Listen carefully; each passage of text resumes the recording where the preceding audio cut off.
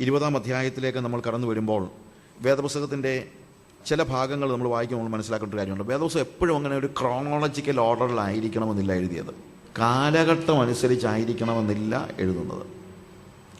Even സുവിശേഷങ്ങളാണെങ്കിലും നമ്മൾ വായിക്കുമ്പോൾ പലപ്പോഴും ഇതുപോലെയുള്ള ഈ കാലഘട്ടത്തിൻ്റെ ആ ക്രോണോളജി ചില സമയത്ത്, ഈവൻ യോഹന്നാൻ്റെ സുവിശേഷത്തിലൊക്കെ പലപ്പോഴും ക്രോണോളജി അത്രയും കാര്യമായിട്ട് നോക്കുന്നില്ല. അതിലുപരിയായിട്ട് ചില ദൈവശാസ്ത്ര ചിന്തകളായിരിക്കണം യോഹന്നാനെ സ്പർശിക്കുന്നത്. ഇതുപോലെ തന്നെ എൻ്റെ ചിന്ത ക്രോണോളജിക്കലായിട്ട് നേരത്തെ വരേണ്ട ഒരു കാര്യമാണ് 20-ാം അധ്യായത്തിൽ പറയുന്നതെന്നാണ്. കാരണം അവിടെ അബിമേലെക്കിൻ്റെ കൊട്ടാരത്തിലേക്ക് സാറായി പോകേണ്ടി വരുന്ന ഒരു സംഭവമാണ് വിവരിക്കുന്നത്. എന്താണെങ്കിലും ഈ സമയത്താണ് അത് നടന്നെന്ന് വിശ്വസിക്കാൻ നമുക്ക് വളരെ ബുദ്ധിമുട്ടുണ്ട്. കാര്യം ഫറവോൻ്റെ കൊട്ടാരത്തിൽ അവന് പോകേണ്ടി വന്ന കാര്യം ഓൾറെഡി നമ്മളുടെ പുസ്തകത്തിൽ രേഖപ്പെടുത്തിയിട്ടുണ്ട്.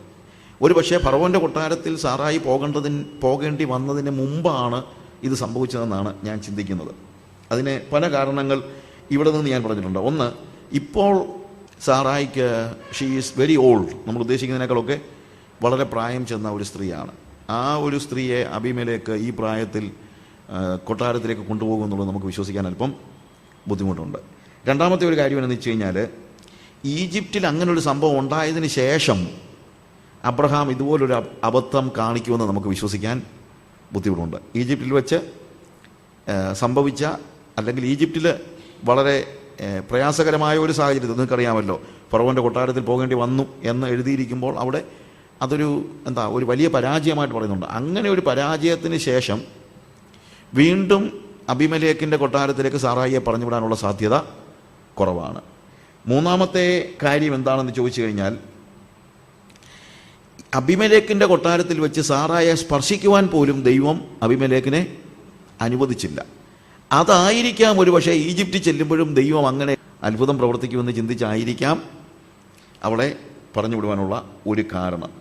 എന്നാൽ അതിലും അടിസ്ഥാനപരമായ ഒരു കാരണം അതിൻ്റെ 13-ാമത്തെ വാക്യത്തിലുണ്ട്. അതെന്താണെന്ന് ചോദിച്ചാൽ, എന്നാൽ ദൈവം എന്നെ എൻ്റെ പിതൃഭവനത്തിൽ നിന്ന് പുറപ്പെടുവിച്ചപ്പോൾ ഞാൻ അവളോട്, നീ എനിക്കൊരു ദയ ചെയ്യണം, നാം ഏത് ദിക്കിൽ ചെന്നാലും അവിടെ അവൻ എൻ്റെ ആങ്ങളെയെന്ന് എന്നെക്കുറിച്ച് പറയണമെന്ന് പറഞ്ഞിരുന്നു. അപ്പോൾ ഈ സംഭവം നടക്കുന്നത് കനാൻ നാട്ടിൽ വന്ന ആദ്യ സമയത്താണെന്ന് മാത്രമേ നമുക്ക് ചിന്തിക്കാൻ കഴിയൂ. കാര്യം ദൈവം എന്നെ എൻ്റെ പിതൃഭവനത്തിൽ നിന്ന് പുറപ്പെടുവിച്ചപ്പോൾ ഞാൻ അവളോട് പറഞ്ഞിരുന്നു, നീ അവിടെ ഏത് ദിക്കിൽ ചെന്നാലും ഞാൻ നിൻ്റെ ആങ്ങളെയാണെന്ന് പറയണമെന്ന് പറഞ്ഞിരുന്നു. അതുകൊണ്ട് ഈ ഭാഗം, അല്ലെങ്കിൽ നമുക്ക് വളരെ തെറ്റിദ്ധാരണ ഉണ്ടാകും പിന്നെയും അബ്രഹാം ഇങ്ങനെ ഒരു കാര്യം ചെയ്യുന്നതായിട്ട്. പക്ഷേ ഇത് ഇത്രയും മെച്യൂരിറ്റി വന്നതിന് ശേഷം അബ്രഹാം അങ്ങനെ ഒരു കാര്യം ചെയ്യാൻ സാധ്യതയില്ല. അതുതന്നെയല്ല, മക്കളെക്കുറിച്ചുള്ള വാഗ്ദത്തമൊക്കെ നിർവഹിക്കപ്പെട്ടിരിക്കുന്ന ഒരു സമയമാണ് എന്നൂടെ നമ്മൾ ആലോചിക്കണം. ദൈവദർശനവും എല്ലാം കഴിഞ്ഞിട്ട് പിന്നീട്, അല്ലെങ്കിൽ ഇത്രയും ക്ലോസ് ആയിട്ട് ദൈവമായിട്ട് ഇടപഴകിയതിന് ശേഷം വീണ്ടും ഇങ്ങനെ ഒരു അബദ്ധം കാണിക്കാനുള്ള സാധ്യത ഇല്ല. അതുകൊണ്ടാണ് ഞാൻ 20-ാം അധ്യായം ഒരു പക്ഷേ നേരത്തെ വരേണ്ടിയിരുന്ന ഒരു അധ്യായമാണ് എന്ന് പറയാൻ കാരണം. ക്രോണോളജിക്കലായിട്ടല്ല പലപ്പോഴും പല സംഭവങ്ങളും വേദപുസ്തകത്തിൽ വിവരിക്കുന്നത്. കാരണം മറ്റൊന്നുമല്ല, വേദപുസ്തകം എന്ന് പറയുന്നത് അങ്ങനെ ചരിത്രം പഠിപ്പിക്കാൻ വേണ്ടി ഉപയോഗിച്ചിരിക്കുന്ന ഒരു പുസ്തകം അല്ല. വേദപുസ്തകം എന്ന് പറയുന്നത് അതിനകത്ത് ധാർമ്മികതയെ കൈകാര്യം ചെയ്യുന്നൊരു പുസ്തകമാണ്. ഇതൊരു ശാസ്ത്ര പുസ്തകമായിട്ടൊക്കെ നമ്മൾ പലപ്പോഴും പ്രസംഗിക്കുമ്പോഴൊക്കെ അങ്ങനെയൊക്കെ പറയാനൊക്കെ ഉള്ള ഒരു വലിയൊരു ടെൻഡൻസി ഉണ്ട്. വേദപുസ്തകത്തിൽ ടെലിവിഷൻ ഉണ്ടാകുന്നതിനെക്കുറിച്ച് നേരത്തെ തന്നെ രേഖപ്പെടുത്തിയിരിക്കുന്നു, അതുകൊണ്ട് ഇത് വേദപുസ്തകമാണ് എന്ന് നമ്മൾ പറഞ്ഞാൽ മറ്റവർ പറയും, എടാ, വിമാനം ഉണ്ടാകുന്നതിനെക്കുറിച്ച് അതിനേക്കാളും മുമ്പേ രാമായണത്തിൽ പറഞ്ഞിട്ടുണ്ടെന്ന് അവരും പറയും. അപ്പോൾ അതുകൊണ്ട് ഞാൻ പറഞ്ഞതെന്ന് വെച്ച് കഴിഞ്ഞാൽ, നമ്മൾ പല അബദ്ധങ്ങൾ കാണിക്കുന്ന കൂട്ടത്തിൽ ഇങ്ങനെയുള്ള അബദ്ധങ്ങൾ വേദപുസ്തകം ഒരു ശാസ്ത്ര പുസ്തകമായിട്ട് ഉപയോഗിക്കാനൊന്നും ദൈവം ഉദ്ദേശിച്ചിട്ടില്ല. ഇപ്പം നമ്മൾ ടെലിവിഷൻ ഉണ്ടാകുമെന്ന് പറയാനുള്ള കാരണം, 2 സാക്ഷികൾ വീതിയിൽ കിടക്കുന്നത് ലോകത്തിലുള്ള എല്ലാവരും കാണും എന്ന് പറഞ്ഞെടുത്ത് ടെലിവിഷനെ കുറിച്ചാണ് പറഞ്ഞിരിക്കുന്നതെന്നാണ് നമ്മൾ പറയുന്നത്. അതൊന്നുമല്ല അവിടുത്തെ വിഷയം. നമ്മളെപ്പോഴും ഈ വിഷയം വിട്ട് കാര്യങ്ങൾ പറയുമ്പോൾ ഒത്തിരി പ്രോബ്ലം ഉണ്ട്. അവിടെ പറയുന്നത്, അങ്ങനെ 2 സാക്ഷികൾ, ദൈവത്തിന് വേണ്ടി നിലകൊണ്ട 2 സാക്ഷികൾ കൊല്ലപ്പെട്ടവരായി തെരുവീതിയിൽ കിടക്കുമ്പോൾ ജനങ്ങൾ അന്യോന്യം സമ്മാനം കൊടുത്തു വിടുന്നു എന്ന് നമ്മളവിടെ കാണുന്നത്. അതായത് ദുഷ്ടത അപ്രീഷിയേറ്റ് ചെയ്യപ്പെടുന്ന ഒരു കാലഘട്ടമാണ് അന്ത്യകാലഘട്ടം എന്ന് തെളിയിക്കാൻ വേണ്ടിയാണ് അവിടെ ആ കാര്യം പറഞ്ഞിരിക്കുന്നത്. ആ സന്ദേശം നമ്മളങ്ങ് മറന്നു. ലൂക്കോസ് തൻ്റെ സുവിശേഷം എഴുതുമ്പോൾ തെയോഫിലോസിനോട് പറയുന്ന ഒരു കാര്യമുണ്ട്. എന്താണ്? നമ്മുടെ കർത്താവായ യേശുക്രിസ്തുവിൻ്റെ ചരിത്രം അനേകർ എഴുതിയിട്ടുണ്ട്, പക്ഷേ ക്രമമായിട്ടത് എഴുതിയിട്ടില്ല. ക്രമമായിട്ട് ഇല്ലാത്തത് കൊണ്ട് ഞാനത് ക്രമമായിട്ടൊന്ന് എഴുതാനായിട്ട് പരിശ്രമിക്കുകയാണ്. ക്രോണോളജിക്കലായിട്ട് അത് എഴുതാൻ ലൂക്കോസ് പരിശ്രമിക്കുന്നതെന്നാണ് അവിടെ പറഞ്ഞിരിക്കുന്നത്. അതുകൊണ്ട് വേദപുസ്തകത്തിൻ്റെ ചരിത്രം നമ്മൾ പഠിക്കുമ്പോൾ അതിനകത്തെ സന്ദേശമാണ് നമ്മൾ ഗ്രഹിക്കേണ്ടത്, അല്ലാതെ അതിൽ നിന്ന് ചരിത്രം ഉണ്ടാക്കാനല്ല നമ്മൾ പരിശ്രമിക്കേണ്ടത്. ഞാൻ ജസ്റ്റ് ഇടയ്ക്കൊന്ന് കയറി പറഞ്ഞെന്നുള്ളതേ ഉള്ളൂ. ഞാൻ ഒരു കാര്യം പറയാം, ന്യൂ ടെസ്റ്റമെൻ്റ് സത്യമാണെന്ന് തെളിയിക്കാൻ ഉപയോഗിക്കുന്ന മറ്റു പുസ്തകങ്ങളുണ്ടല്ലോ, അതിനേക്കാൾ ഒതൻറ്റിക്കാണ് ന്യൂ ടെസ്റ്റമെൻറ്റ്. ടാസിറ്റസിൻ്റെ രചനകളോ ജോസീഫസിൻ്റെ പുസ്തകങ്ങളോ ഒക്കെ വെച്ച് നോക്കുമ്പോൾ അതിനേക്കാൾ ഒത്തൻറ്റിക്കാണ്, അതിനേക്കാൾ ഏർലിയർ ആയിട്ടുള്ള മാനുസ്ക്രിപ്റ്റ്സ് എന്തിനാ തന്നെ കിട്ടിയിട്ടുണ്ട്, വേദപുസ്തകത്തിൻ്റെ തന്നെ കിട്ടിയിട്ടുണ്ട്. You understand the difference? അപ്പോൾ അതുകൊണ്ട് മറ്റൊന്നിൻ്റെ വെളിച്ചത്തിൽ വേദപുസ്തകത്തെ കാണാനുള്ള നമ്മുടെ ഒരു ടെൻഡൻസി നമ്മൾ കളയണം. എപ്പോഴും വേദപുസ്തകത്തെ അതായിട്ട് തന്നെ കാണാനുള്ള ഒരു ടെൻഡൻസിയാണ് നമുക്ക് ഉണ്ടാകേണ്ടത്. പണ്ട് ഈ ലിബറേഷൻ തിയോളജിയുടെ വലിയ പ്രോബ്ലമൊക്കെ ഉണ്ടായിക്കൊണ്ടിരുന്ന സമയം നിങ്ങൾക്ക് ഓർമ്മയുണ്ട്, ഏർലി 80s. ആ ഏർലി 80s ഈവൻ ഞാൻ ഉൾപ്പെടെ, ഈവൻ കാത്തലിക് പ്രീസ് ഉൾപ്പെടെയുള്ള ഒരു ഓർഗനൈസേഷൻ ഉണ്ടായിരുന്നു, അന്നത്തെ ഒരു ഓർഗനൈസേഷൻ. ശരിക്കും ഈ ലിബറേഷൻ തിയോളജിയുടെ പിടുത്തത്തിൽ നിന്ന് ആളുകളെ പിടിപ്പിക്കാൻ ഫാദർ അടപ്പൂരും സെബാസ്റ്റ്യൻ വടക്കമ്പാടനും മാത്യു ലങ്കന്തറയും ഞാനും സെബാസ്റ്റ്യൻ വടക്കമ്പാടനും ഒരുമിച്ചൊരു മാസിക നടത്തി തന്നു, മോചനം എന്ന് പറഞ്ഞുകൊണ്ട്. അപ്പോൾ ഞാൻ പറഞ്ഞത് തിരിച്ചു കഴിഞ്ഞാൽ, അന്ന് ഒരു കോൺഫറൻസ് നടന്ന സമയത്ത് ലിബറേഷൻ തിയോളജിയിൽ ആകർഷിക്കപ്പെട്ട കുറച്ച് പെൺപിള്ളേർ ഒരു മീറ്റിങ്ങിന് വന്ന് സ്റ്റേജിൽ വന്നിട്ട് പറഞ്ഞു, നിങ്ങളെന്താണ് ഞങ്ങളോട് വഴക്കുണ്ടാക്കുന്നത്, ഞങ്ങൾ യേശുക്രിസ്തുവിൻ്റെ ആളുകൾ തന്നെയാണ്, പിന്നെ ഞങ്ങൾ മാർക്സിൻ്റെ വെളിച്ചത്തിൽ വേദപുസ്തകം വായിക്കുന്നു എന്നേ ഉള്ളൂ, അതിന് ഞങ്ങളോട് വഴക്കുണ്ടാക്കേണ്ട കാര്യം എന്താണ്, മാർക്സിൻ്റെ വെളിച്ചത്തിൽ ഞങ്ങൾ വേദപുസ്തകം വായിക്കുന്നതേ ഉള്ളൂ. അപ്പോൾ ആളുകൾ പെട്ടെന്ന് ചിന്തിച്ച് എന്തോ പറയുന്നവരോട്. അപ്പോൾ ഞാൻ പറഞ്ഞു, അതിനകത്ത് എനിക്ക് തീർച്ചയായിട്ടും പരാതിയുണ്ട്. അപ്പോൾ ചോദിച്ചു, എന്താണ് പരാതി? നിങ്ങൾ വേദപുസ്തകത്തിൻ്റെ വെളിച്ചത്തിൽ മാർക്സ് വായിച്ചാൽ എനിക്ക് പ്രയാസമൊന്നുമില്ല, പക്ഷേ മാർക്സിൻ്റെ വെളിച്ചത്തിൽ വേദപുസ്തകം വായിക്കുന്നത് എനിക്ക് സഹിക്കാൻ പറ്റത്തില്ല, അത് മെഴുകുതിരി വെളിച്ചത്തിൽ സൂര്യനെ കാണാൻ പരിശ്രമിക്കുന്നത് പോലെ ഉള്ളൂ എന്ന് പറഞ്ഞു. കാരണം വേദപുസ്തകം ഒരു സൂര്യപ്രകാശമാണ്, അല്ലെങ്കിൽ അതൊരു സ്വയം പ്രകാശിതമായ ഒരു പുസ്തകമാണ്. നമ്മൾ ദൈവത്തെ കാണാൻ, നമ്മൾ സൂര്യനെ കാണാൻ ചോർച്ചടിച്ചൊന്നും ആരും കാണുന്നില്ല. അങ്ങനെ നമുക്ക് ദൈവത്തെ കാണാൻ കഴിയത്തില്ല. ദൈവം പ്രകാശിപ്പിക്കുമ്പോൾ മാത്രമേ, അല്ലെങ്കിൽ സൂര്യൻ പ്രകാശിക്കുമ്പോഴേ നമുക്ക് സൂര്യൻ്റെ പ്രകാശത്തിലാണ് നമ്മൾ സൂര്യനെ കാണുന്നത്, അല്ലാതെ മറ്റൊരു പ്രകാശത്തിലല്ല നമ്മൾ സൂര്യനെ കാണുന്നത്. എന്നതുപോലെയാണ് വേദപുസ്തകം. അതിൽ തന്നെ പഠിക്കാനും അതിൽ തന്നെ കാണാനും നമുക്ക് കഴിഞ്ഞാലേ പറ്റുള്ളൂ. അതിന് ശാസ്ത്രത്തിൻ്റെയോ ചരിത്രത്തിൻ്റെയോ ഒന്നും തെളിവുകൾ വലിയ അത്യന്താപേക്ഷിതമായ കാര്യമൊന്നും അല്ല. പിന്നെ ഇതൊക്കെ പറയുമ്പോൾ ചിലപ്പോൾ ആളുകൾ വെഴുളും എന്നാണ് നമ്മുടെ ഒരു ചിന്ത. ഞാൻ കോളേജ് വിദ്യാർത്ഥികളുടെ ഇടയിൽ 10 വർഷം വർക്ക് ചെയ്തതാണ്. അപ്പോൾ അന്ന് ഈ അപ്പോളജറ്റിക്സ് ഒക്കെ എനിക്ക് തലേ പിടിച്ച ഒത്തിരി സമയമുണ്ട്. ഉള്ള പുസ്തകങ്ങളെല്ലാം വായിച്ച് നമ്മൾ ഭാഷ പറഞ്ഞു കഴിഞ്ഞാൽ ഏത് വിഷയവുമായിട്ട് ആര് വന്നാലും 2 കവള് സംസാരിക്കത്തക്ക രീതിയിൽ നമ്മളിങ്ങനെ ഒരുങ്ങി കോളേജ് പിള്ളേരുടെ ഇടയ്ക്കും കോളേജിലെ ഈവൻ പ്രൊഫസേഴ്സിൻ്റെ അടുത്തും ഒക്കെ സംസാരിക്കുമ്പോഴത്തേക്ക് യുക്തിപരമായി ഇതിനെ എങ്ങനെ വിശകലനം ചെയ്യാമെന്നൊക്കെ പരിശ്രമിച്ച് നടന്ന സമയത്ത് അപ്പോൾ അങ്ങനെ ചില ആളുകൾ വിശ്വാസത്തിലേക്ക് വരികയും ചെയ്തു.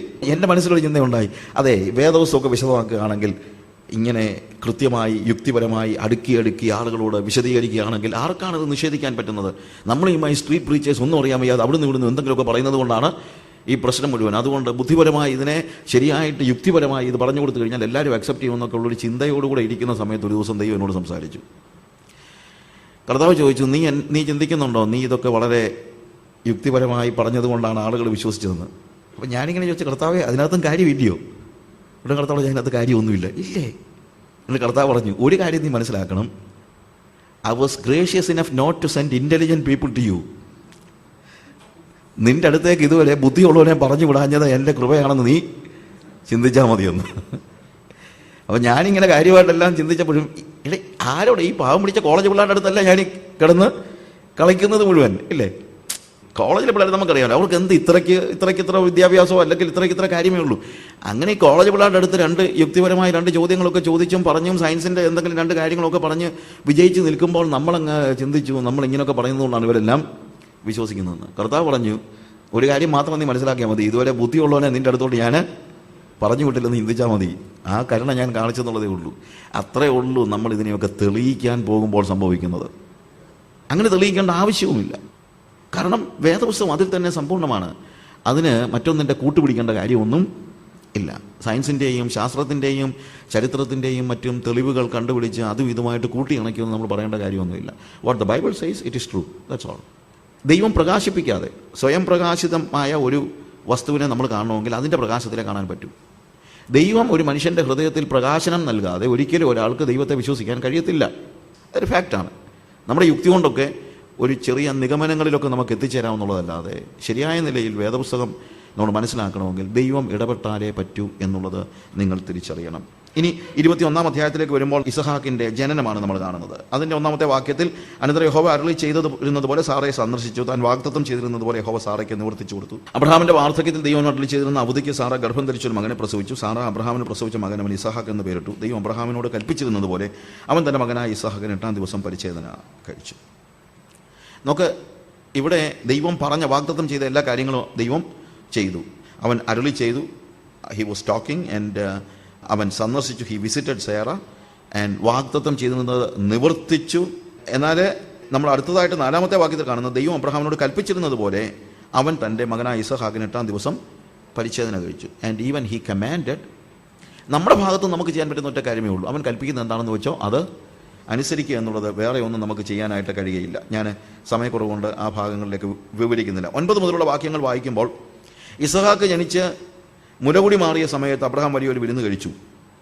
ആ സമയത്ത് സംഭവിക്കുന്നത്, മിസ്രൈമിയ ദാസി ഹാഗാർ അബ്രഹാമിന് പ്രസവിച്ച മകൻ പരിഹാസി എന്ന് സാറ കണ്ടിട്ട് അബ്രഹാമിനോട്, ഈ ദാസിയെ മകനെ പുറത്താക്കി കളയുക, ഈ ദാസിയുടെ മകൻ എൻ്റെ മകൻ ഇസഹാക്കിൻ്റെ കൂടെ അവകാശിയാകരുത് എന്ന് പറഞ്ഞു. ഇത് സ്വാഭാവികമായി പറഞ്ഞു കഴിഞ്ഞാൽ അല്പം നമുക്ക് ഒരു ബുദ്ധിമുട്ടുണ്ടാകുന്ന കാര്യമാണ്. ഈ സാറ പറഞ്ഞിട്ടാണ് അബ്രഹാം ഈ ഹാഗാറിൻ്റെ അടുത്ത് പോയത്. ഇപ്പോൾ സാറ വീണ്ടും എന്താ പറയുന്നത്? അവനെ പുറത്താക്കാൻ പറയുന്നു. ഈ അവിടെ പറയുന്ന കാര്യം ഇതാണ്, ഈ ദാസിയുടെ മകൻ എൻ്റെ മകൻ ഇസ്ഹാക്കിൻ്റെ കൂടെ അവകാശിയാകരുത്. അപ്പോൾ മാനുഷികമായി നോക്കിക്കഴിഞ്ഞാൽ ഇത് ഒരു സ്വാർത്ഥതയുടെ ലക്ഷണമായിട്ട് മാത്രമേ നമുക്ക് കാണാൻ പറ്റുള്ളൂ.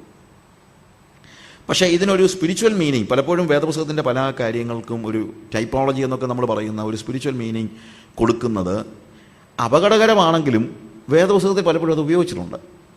ഞാൻ ഈ അലിഗോറിക്കൽ പ്രീച്ചിങ്ങിനൊന്നും അത്ര വലിയ പ്രാധാന്യം കൊടുക്കുന്ന ആളല്ല. പക്ഷേ അലിഗറി പലപ്പോഴും ഈവൻ പൗലോസും ഉപയോഗിച്ചിട്ടുണ്ട്. അതുകൊണ്ട് ടോട്ടലി അലിഗോറിക്കൽ പ്രീച്ചിങ്ങിനെ പലപ്പോഴും തള്ളിപ്പറയാനായിട്ട് എനിക്ക് മടിയുണ്ട്. എന്നാൽ അലിഗറി അങ്ങ് കാട് കയറി പോകുന്ന ഒരു സ്റ്റേജ് ഉണ്ടാകരുത്. അലിഗറി കാട് കയറി പോകുന്നതിൻ്റെ ഒരു ഉദാഹരണമാണ് എന്താണ്, നല്ല ശമരിയാക്കാരൻ ആരാണ്? നല്ല ശമരിയാക്കാരൻ യേശുക്രിസ്തുവാണ് നല്ല ശമരിയാക്കാരൻ എന്നൊക്കെ പറയുന്നത്. യേശുക്രിസ്തു നല്ല ശമരിയാക്കാരനാണെന്ന് യേശുക്രിസ്തു പറഞ്ഞൊന്നുമില്ല. യേശുക്രിസ്തു പറഞ്ഞത് നിനക്ക് നല്ല ശമരിയാക്കാരനാകാൻ പറ്റുമോ എന്നാണ് ചോദിക്കുന്നത്.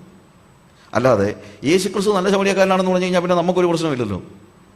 ഏറ്റവും ഒടുവിൽ കർത്താവ് പറയുന്നത് നീയും പോയി അങ്ങനെ തന്നെ ചെയ്യുക. അപ്പം നമ്മൾ ചെയ്യേണ്ട കാര്യം ചെയ്യാതെ അതിനൊരു അലിഗോറിക്കൽ ട്രീറ്റ്മെൻറ്റ് കൊടുത്തിട്ട് നമ്മളുടെ ഉത്തരവാദിത്വത്തിൽ നിന്ന് മാറി നിൽക്കുമ്പോൾ അത് അപകടമാണ്. അതുകൊണ്ട് തന്നെ അങ്ങനെയുള്ള ടീച്ചിങ്ങിനകത്ത് അലിഗോറിക്കൽ ടീച്ചിങ് കാട് കയറി പോകുമ്പോഴത്തേക്ക് വേദോസം ഉദ്ദേശിക്കാത്ത മീനിങ് വരുമ്പോഴത്തേക്ക് പ്രശ്നമുണ്ട്. എന്നാൽ ഗലാത്യ ലേഖനത്തിലും റോമാലേഖനത്തിലും ഒക്കെ ഈ അബ്രഹാമിനെയും സാറായെയും സംബന്ധിച്ച പല കാര്യങ്ങളും, ഇസഹാക്കിനെ സംബന്ധിച്ച കാര്യം, ഇസ്മായിലിനെ സംബന്ധിച്ച കാര്യമൊക്കെ പോൾ പലപ്പോഴും അലിഗോറിക്കലായിട്ട് പ്രയോഗിച്ചിട്ടുണ്ട്. ഗലാത്യ ലേഖനം 4-ാം അധ്യായത്തിൽ ഈ സംഭവത്തെ പോള് വിവരിക്കുന്നത് 4-ാമത്തെ അധ്യായത്തിൻ്റെ 21 മുതലുള്ള വാക്യങ്ങൾ വായിക്കുമ്പോൾ, ന്യായപ്രമാണത്തിൻ്റെ കീഴിൽ ഇരിപ്പാൻ ഇച്ഛിക്കുന്നവരെ നിങ്ങൾ ന്യായപ്രമാണം കേൾക്കുന്നില്ലയോ? എന്നോട് പറവിൻ, അബ്രഹാമിന് 2 പുത്രന്മാരുണ്ടായിരുന്നു, ഒരുവൻ ദാസി പ്രസവിച്ചവൻ, ഒരുവൻ സ്വതന്ത്ര പ്രസവിച്ചവൾ എന്ന് എഴുതിയിരിക്കുന്നുവല്ലോ. ദാസിയുടെ മകൻ ജലപ്രകാരവും സ്വതന്ത്രയുടെ മകനോ വാഗ്ദത്ത പ്രകാരവും ജനിച്ചതാകുന്നത് സാദൃശ്യമാകുന്നു. അവിടെ എഴുതിയിരിക്കുന്ന വാക്കതാണ്. It is an allegory. ഇതൊരു സാദൃശ്യമാണ്. അവിടെയാണ് നമ്മൾ പഴയ നിയമത്തിലെ പല ഭാഗങ്ങളെയും സാദൃശ്യതയിൽ പ്രസംഗിക്കേണ്ടി വരുന്നത്. അത് സാദൃശ്യമാകുന്നു. ചിലപ്പം പല ആളുകളും പറയുന്നുണ്ട് പുതിയ നിയമം മാത്രം മതി, ഇത് മാത്രം മതി, നമ്മൾ പഴയ നിയമത്തിലേക്ക് നോക്കുക പോലും വേണ്ട, വെറുതെ ആവശ്യമില്ലാത്തതാണ് എന്നൊക്കെ പറയുന്നതിനകത്ത് അർത്ഥമൊന്നുമില്ല. ഒരു കാര്യം നിങ്ങൾ മനസ്സിലാക്കണം, യേശുക്രിസ്തുവിൻ്റെ വേദോത്സവം എന്ന് പറയുന്നത് പുതിയ നിയമമല്ലായിരുന്നു. യേശുക്രിസ്തു തിരുവെഴുത്തുകൾ എന്ന് പറഞ്ഞത് എന്തിനാണ്? It is the old testament. യേശുക്രിസ്തുവിന് അത് വേണമായിരുന്നെങ്കിൽ എനിക്കും വേണം എന്ന് തന്നെയല്ല, പത്രോസും പൗലോസും എബ്രായ ലേഖനകാരനും എല്ലാം, ഈവൻ അപ്പോസ്തല പ്രവൃത്തികളിലും എല്ലാം പഴയ നിയമത്തിൻ്റെ ഒരു ബേസിൽ നിന്നുകൊണ്ടാണ് പുതിയ നിയമത്തെ പ്രൊജക്റ്റ് ചെയ്യുന്നത്. മനസ്സിലായല്ലോ? അതുകൊണ്ട് ഈ 66 പുസ്തകങ്ങൾ അടങ്ങിയ വേദപുസ്തകം പൂർണ്ണമായും ദൈവവചനം തന്നെയാണെന്ന് നമ്മൾ മനസ്സിലാക്കിയേ പറ്റുള്ളൂ. അതുകൊണ്ട് തന്നെയാണ് പഴയ നിയമത്തിൽ നിന്ന് പലപ്പോഴും നമ്മൾ പ്രസംഗിക്കുന്നത്. പക്ഷേ പഴയ നിയമത്തിൻ്റെ ലെവലിൽ നമ്മൾ മനസ്സിലാക്കണം, പുതിയ നിയമത്തിൻ്റെ ലെവലിൽ മനസ്സിലാക്കണം. ഇപ്പോൾ നമ്മൾ പഴയ നിയമം വായിക്കുമ്പോഴും പുതിയ നിയമത്തിൻ്റെ മനസ്സോടെ വേണം വായിക്കാൻ. അതുകൊണ്ടാണ് കൊരിന്ത്യ ലേഖനത്തിൽ പൗൽ പറയുന്നത്, പഴയ നിയമം ന്യായപ്രമാണം വായിക്കുമ്പോഴൊക്കെയും യഹൂദന്മാരുടെ മുന്നിൽ ഒരു മൂടുപടം ഇപ്പോഴും കിടക്കുകയാണ്. ക്രിസ്തുവിലേക്ക് തിരിയുമ്പോഴോ മൂടുപടം മാറിപ്പോകുന്നു. അപ്പോൾ ഇപ്പോൾ നമ്മൾ തിരുവെഴുത്തുകളെ കാണുന്നത് മൂടുപടമില്ലാതെയാണ്. അപ്പോഴാണ് അതിൽ നമുക്ക് ക്രിസ്തുവിനെ കാണാൻ കഴിയുന്നത്. അപ്പോഴാണ് നമ്മൾ നമ്മുടെ ലൈഫ് കാണാൻ കഴിയുന്നത്. അല്ലെങ്കിൽ അത് ചരിത്രമായിട്ട് തന്നെ നമ്മൾ മനസ്സിലാക്കി പോവും എന്നുള്ളതാണ് ഇതിനകത്തൊരു പ്രോബ്ലം. ഇവിടെ ഇശ്മായേൽ നമ്മളുടെ ജഡപ്രകാരമുള്ള ജനനത്തിൻ്റെ പ്രതിനിധിയായിട്ടാണ് പറയുന്നത്. ഇസഹാക്ക് എന്ന് പറയുന്നത് വീണ്ടും ജനിച്ച നമ്മുടെ പുതിയ സൃഷ്ടിയുടെ കാര്യവുമാണ് പറയുന്നത്. അത് വെച്ച് നോക്കുമ്പോൾ ഇത് സദൃശമാകുന്നു. ഈ സ്ത്രീകൾ 2 നിയമങ്ങൾ അത്രേ. ഒന്ന്, സീനായി മലയിൽ നിന്നുണ്ടായ അടിമകളെ പ്രസവിക്കുന്നത് ഹാഗാർ എന്നത് അറബി ദേശത്ത് സീനായി മലയെ കുറിക്കുന്നു. അത് ഇപ്പോഴത്തെ യെരുശലേമിനൊടുക്കുന്നു. അത് തൻ്റെ മക്കളോടുകൂടെ അടിമയിലല്ലോ ഇരിക്കുന്നത്. മീതെയുള്ള യെരുശലേമോ സ്വതന്ത്രയാകുന്നു. അവൾ തന്നെ നമ്മുടെ അമ്മ. വീണ്ടും 28-ാമത്തെ വാക്യത്തിൽ, നാമോ സഹോദരന്മാരെ ഇസഹാക്കിനെ പോലെ വാഗ്ദത്തത്താൽ ജനിച്ച മക്കളാകുന്നു. എന്നാൽ അന്ന് ജഡപ്രകാരം ജനിച്ചവൻ ആത്മപ്രകാരം ജനിച്ചവനെ ഉപദ്രവിച്ചതുപോലെ ഇന്നും കാണുന്നു. തിരുവെഴുത്തോ എന്ത് പറയുന്നു? ദാസിയെയും മകനെയും പുറത്താക്കി കളക. ദാസിയുടെ മകൻ സ്വതന്ത്രയുടെ മകനോടുകൂടി അവകാശി ആകയില്ല. അങ്ങനെ സഹോദരന്മാരെ, നാം ദാസിയുടെ മക്കളല്ല, സ്വതന്ത്രയുടെ മക്കളത്രേ. സ്വാതന്ത്ര്യത്തിനായിട്ട് ക്രിസ്തു നമ്മളെ സ്വതന്ത്രരാക്കി. ആകയാൽ അതിൽ ഉറച്ചു നിൽപ്പിൻ, അടിമനുഖത്തിൽ പിന്നെയും കുടുങ്ങിപ്പോകരുത്. എന്താണ് എന്നെ പറയുന്നത്? നമ്മൾ വീണ്ടും ജനിച്ചു കഴിയുമ്പോൾ, നമ്മളൊരു പുതിയ സൃഷ്ടിയായി കഴിയുമ്പോൾ, ആ പുതിയ സൃഷ്ടിയാകണം എൻ്റെ ശരീരമാകുന്ന ഭവനത്തിൽ വസിക്കുവാൻ. അതുകൊണ്ട് എന്ത് ചെയ്യണം? എൻ്റെ പഴയ പാപപ്രകൃതത്തെ, അതായത് ആദമിൽ നിന്ന് എനിക്ക് കിട്ടിയ ജനനത്താൽ എന്നിൽ ഉണ്ടായിട്ടുള്ള സ്വഭാവങ്ങളെ മുഴുവൻ ഞാൻ എന്ത് ചെയ്യണം? പുറത്താക്കണം. ഇതിനെ രണ്ടിനെയും കൂടി ഒരുമിച്ച് വളർത്തി കഴിഞ്ഞാൽ, മൂത്തത് ഇശ്മായേലായതുകൊണ്ട് അവൻ ഇസഹാക്കിനെ എപ്പോഴും ഉപദ്രവിച്ചുകൊണ്ടിരിക്കും. ഇസഹാക്കിന് പലപ്പോഴും വളരാനുള്ള സാധ്യത ഉണ്ടാകത്തില്ല. അതുകൊണ്ട് ബോധപൂർവമായി നാം എന്ത് ചെയ്തേ പറ്റുള്ളൂ? വീണ്ടും ജനനത്താൽ നമുക്ക് ലഭിച്ച പുതുസൃഷ്ടിയായ ഇസഹാക്കിനെ നമ്മുടെ ശരീരത്തിൽ വളരുവാൻ അനുവദിച്ചുകൊണ്ട്, ജനനത്തിൽ നമുക്ക് ലഭിച്ച ആദാമ്യ പ്രകൃതിയായ ഇശ്മായേലിനെ എപ്പോഴും നമ്മൾ എന്ത് ചെയ്യണം? എക്സ്പെൽ ചെയ്യണം, പുറത്താക്കണം. കാര്യം ഇത് രണ്ടും കൂടെ ഒരിക്കലും അവകാശം ഉണ്ടാക്കുവാൻ പാടില്ല. നോക്കുക, ഈ കാര്യം പറയാൻ കാര്യം എന്തെന്ന് ചോദിച്ചു കഴിഞ്ഞാൽ, നമ്മൾ വേദവസം പഠിച്ചു പോകുന്ന കൂട്ടത്തിൽ ഈ അലിഗോറിക്കൽ ടീച്ചിങ്ങിനകത്തൊക്കെ അപകടം ഉണ്ടാകാതിരിക്കാനും എന്നാൽ അതിനെ പൂർണ്ണമായി നിഷേധിക്കാതിരിക്കാനും, നമ്മൾ സാധാരണ പറയുന്നത് പോലെ ഈ പെൻഡുലം എഫക്റ്റ് എന്ന് പറയുന്നൊരു പ്രശ്നമുണ്ട്. പെൻഡുലം എഫക്റ്റ് എന്ന് പറഞ്ഞു കഴിഞ്ഞാൽ, പെൻഡുലം ഒരു സൈഡിൽ നിന്ന് വിട്ട് കഴിഞ്ഞാൽ നടുക്ക് വന്ന് നിൽക്കത്തില്ല, എന്ത് ചെയ്യും? അങ്ങോട്ട് പോയാൽ നിൽക്കത്തുള്ളൂ എന്ന് പറഞ്ഞതുപോലെ, പഴയ നിയമത്തിൽ നിന്ന് ആരെങ്കിലും അലിഗറി ശരിയല്ലാത്ത നിലയിൽ ഉപയോഗിച്ചു എന്ന് കണ്ടു കഴിഞ്ഞാൽ ഉടനെ അതിൻ്റെ റിസൾട്ട് നമ്മളെന്താ പഴയ നിയമമേ വേണ്ടെന്നാണ് പറയുന്നത്. അങ്ങനല്ല, അതിനെ ബാലൻസ് ചെയ്യാനായിട്ട് നമ്മൾ പഠിക്കണം.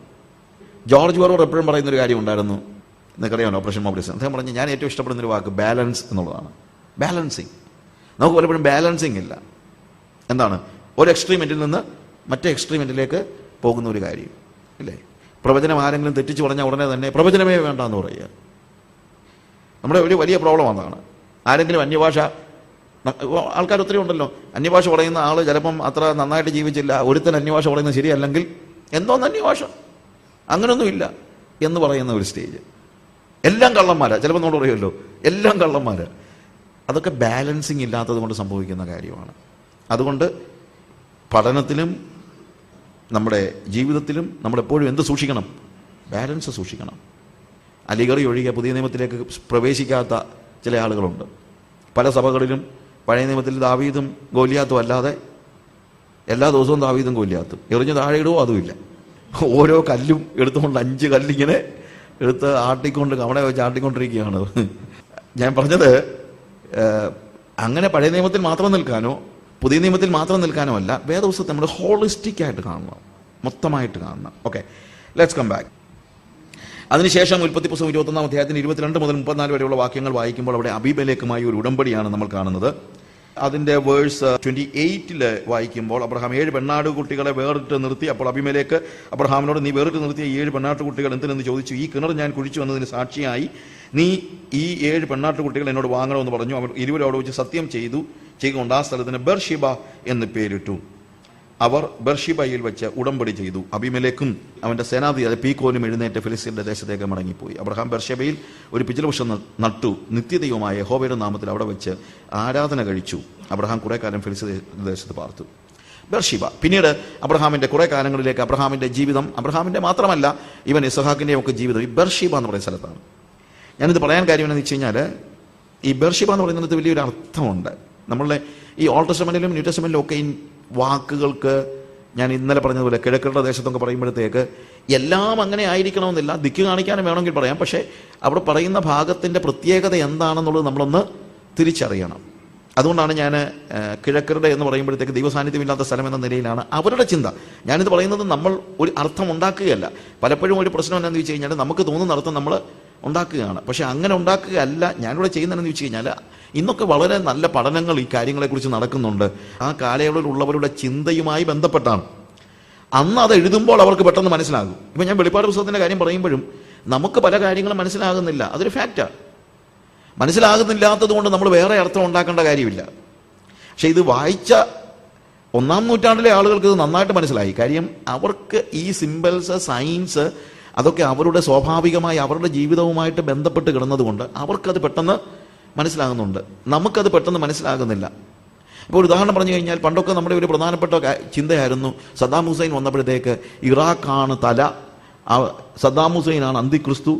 അതിനൊക്കെ നമ്മൾ പറയാൻ കാര്യം മർമ്മം മഹദിയാം ബാബിലോണാണ് അവസാനം ഉയർന്നു വരുന്നത് എന്നൊക്കെ നമ്മളിങ്ങനെ പറയുമായിരുന്നു. പക്ഷേ ശരിക്കും 1-ാം നൂറ്റാണ്ടിലെ ചരിത്രം പഠിക്കുമ്പോൾ അറിയാം, അവർ ഈ എഴുതുമ്പോൾ തന്നെ അവർക്കറിയാം ഇത് ബാബിലോണിനെ കുറിച്ചല്ലെന്ന്. ഒളിവിൽ കഴിയുന്ന 1-ാം നൂറ്റാണ്ടിലെ ക്രിസ്ത്യാനികൾക്ക് എഴുതിയതാണ് ഈ പുസ്തകം. ആ പുസ്തകം എഴുതുമ്പോൾ അവരോട് സംസാരിക്കുമ്പോൾ അവർക്ക് ബാബിലോൺ റോമാണ്.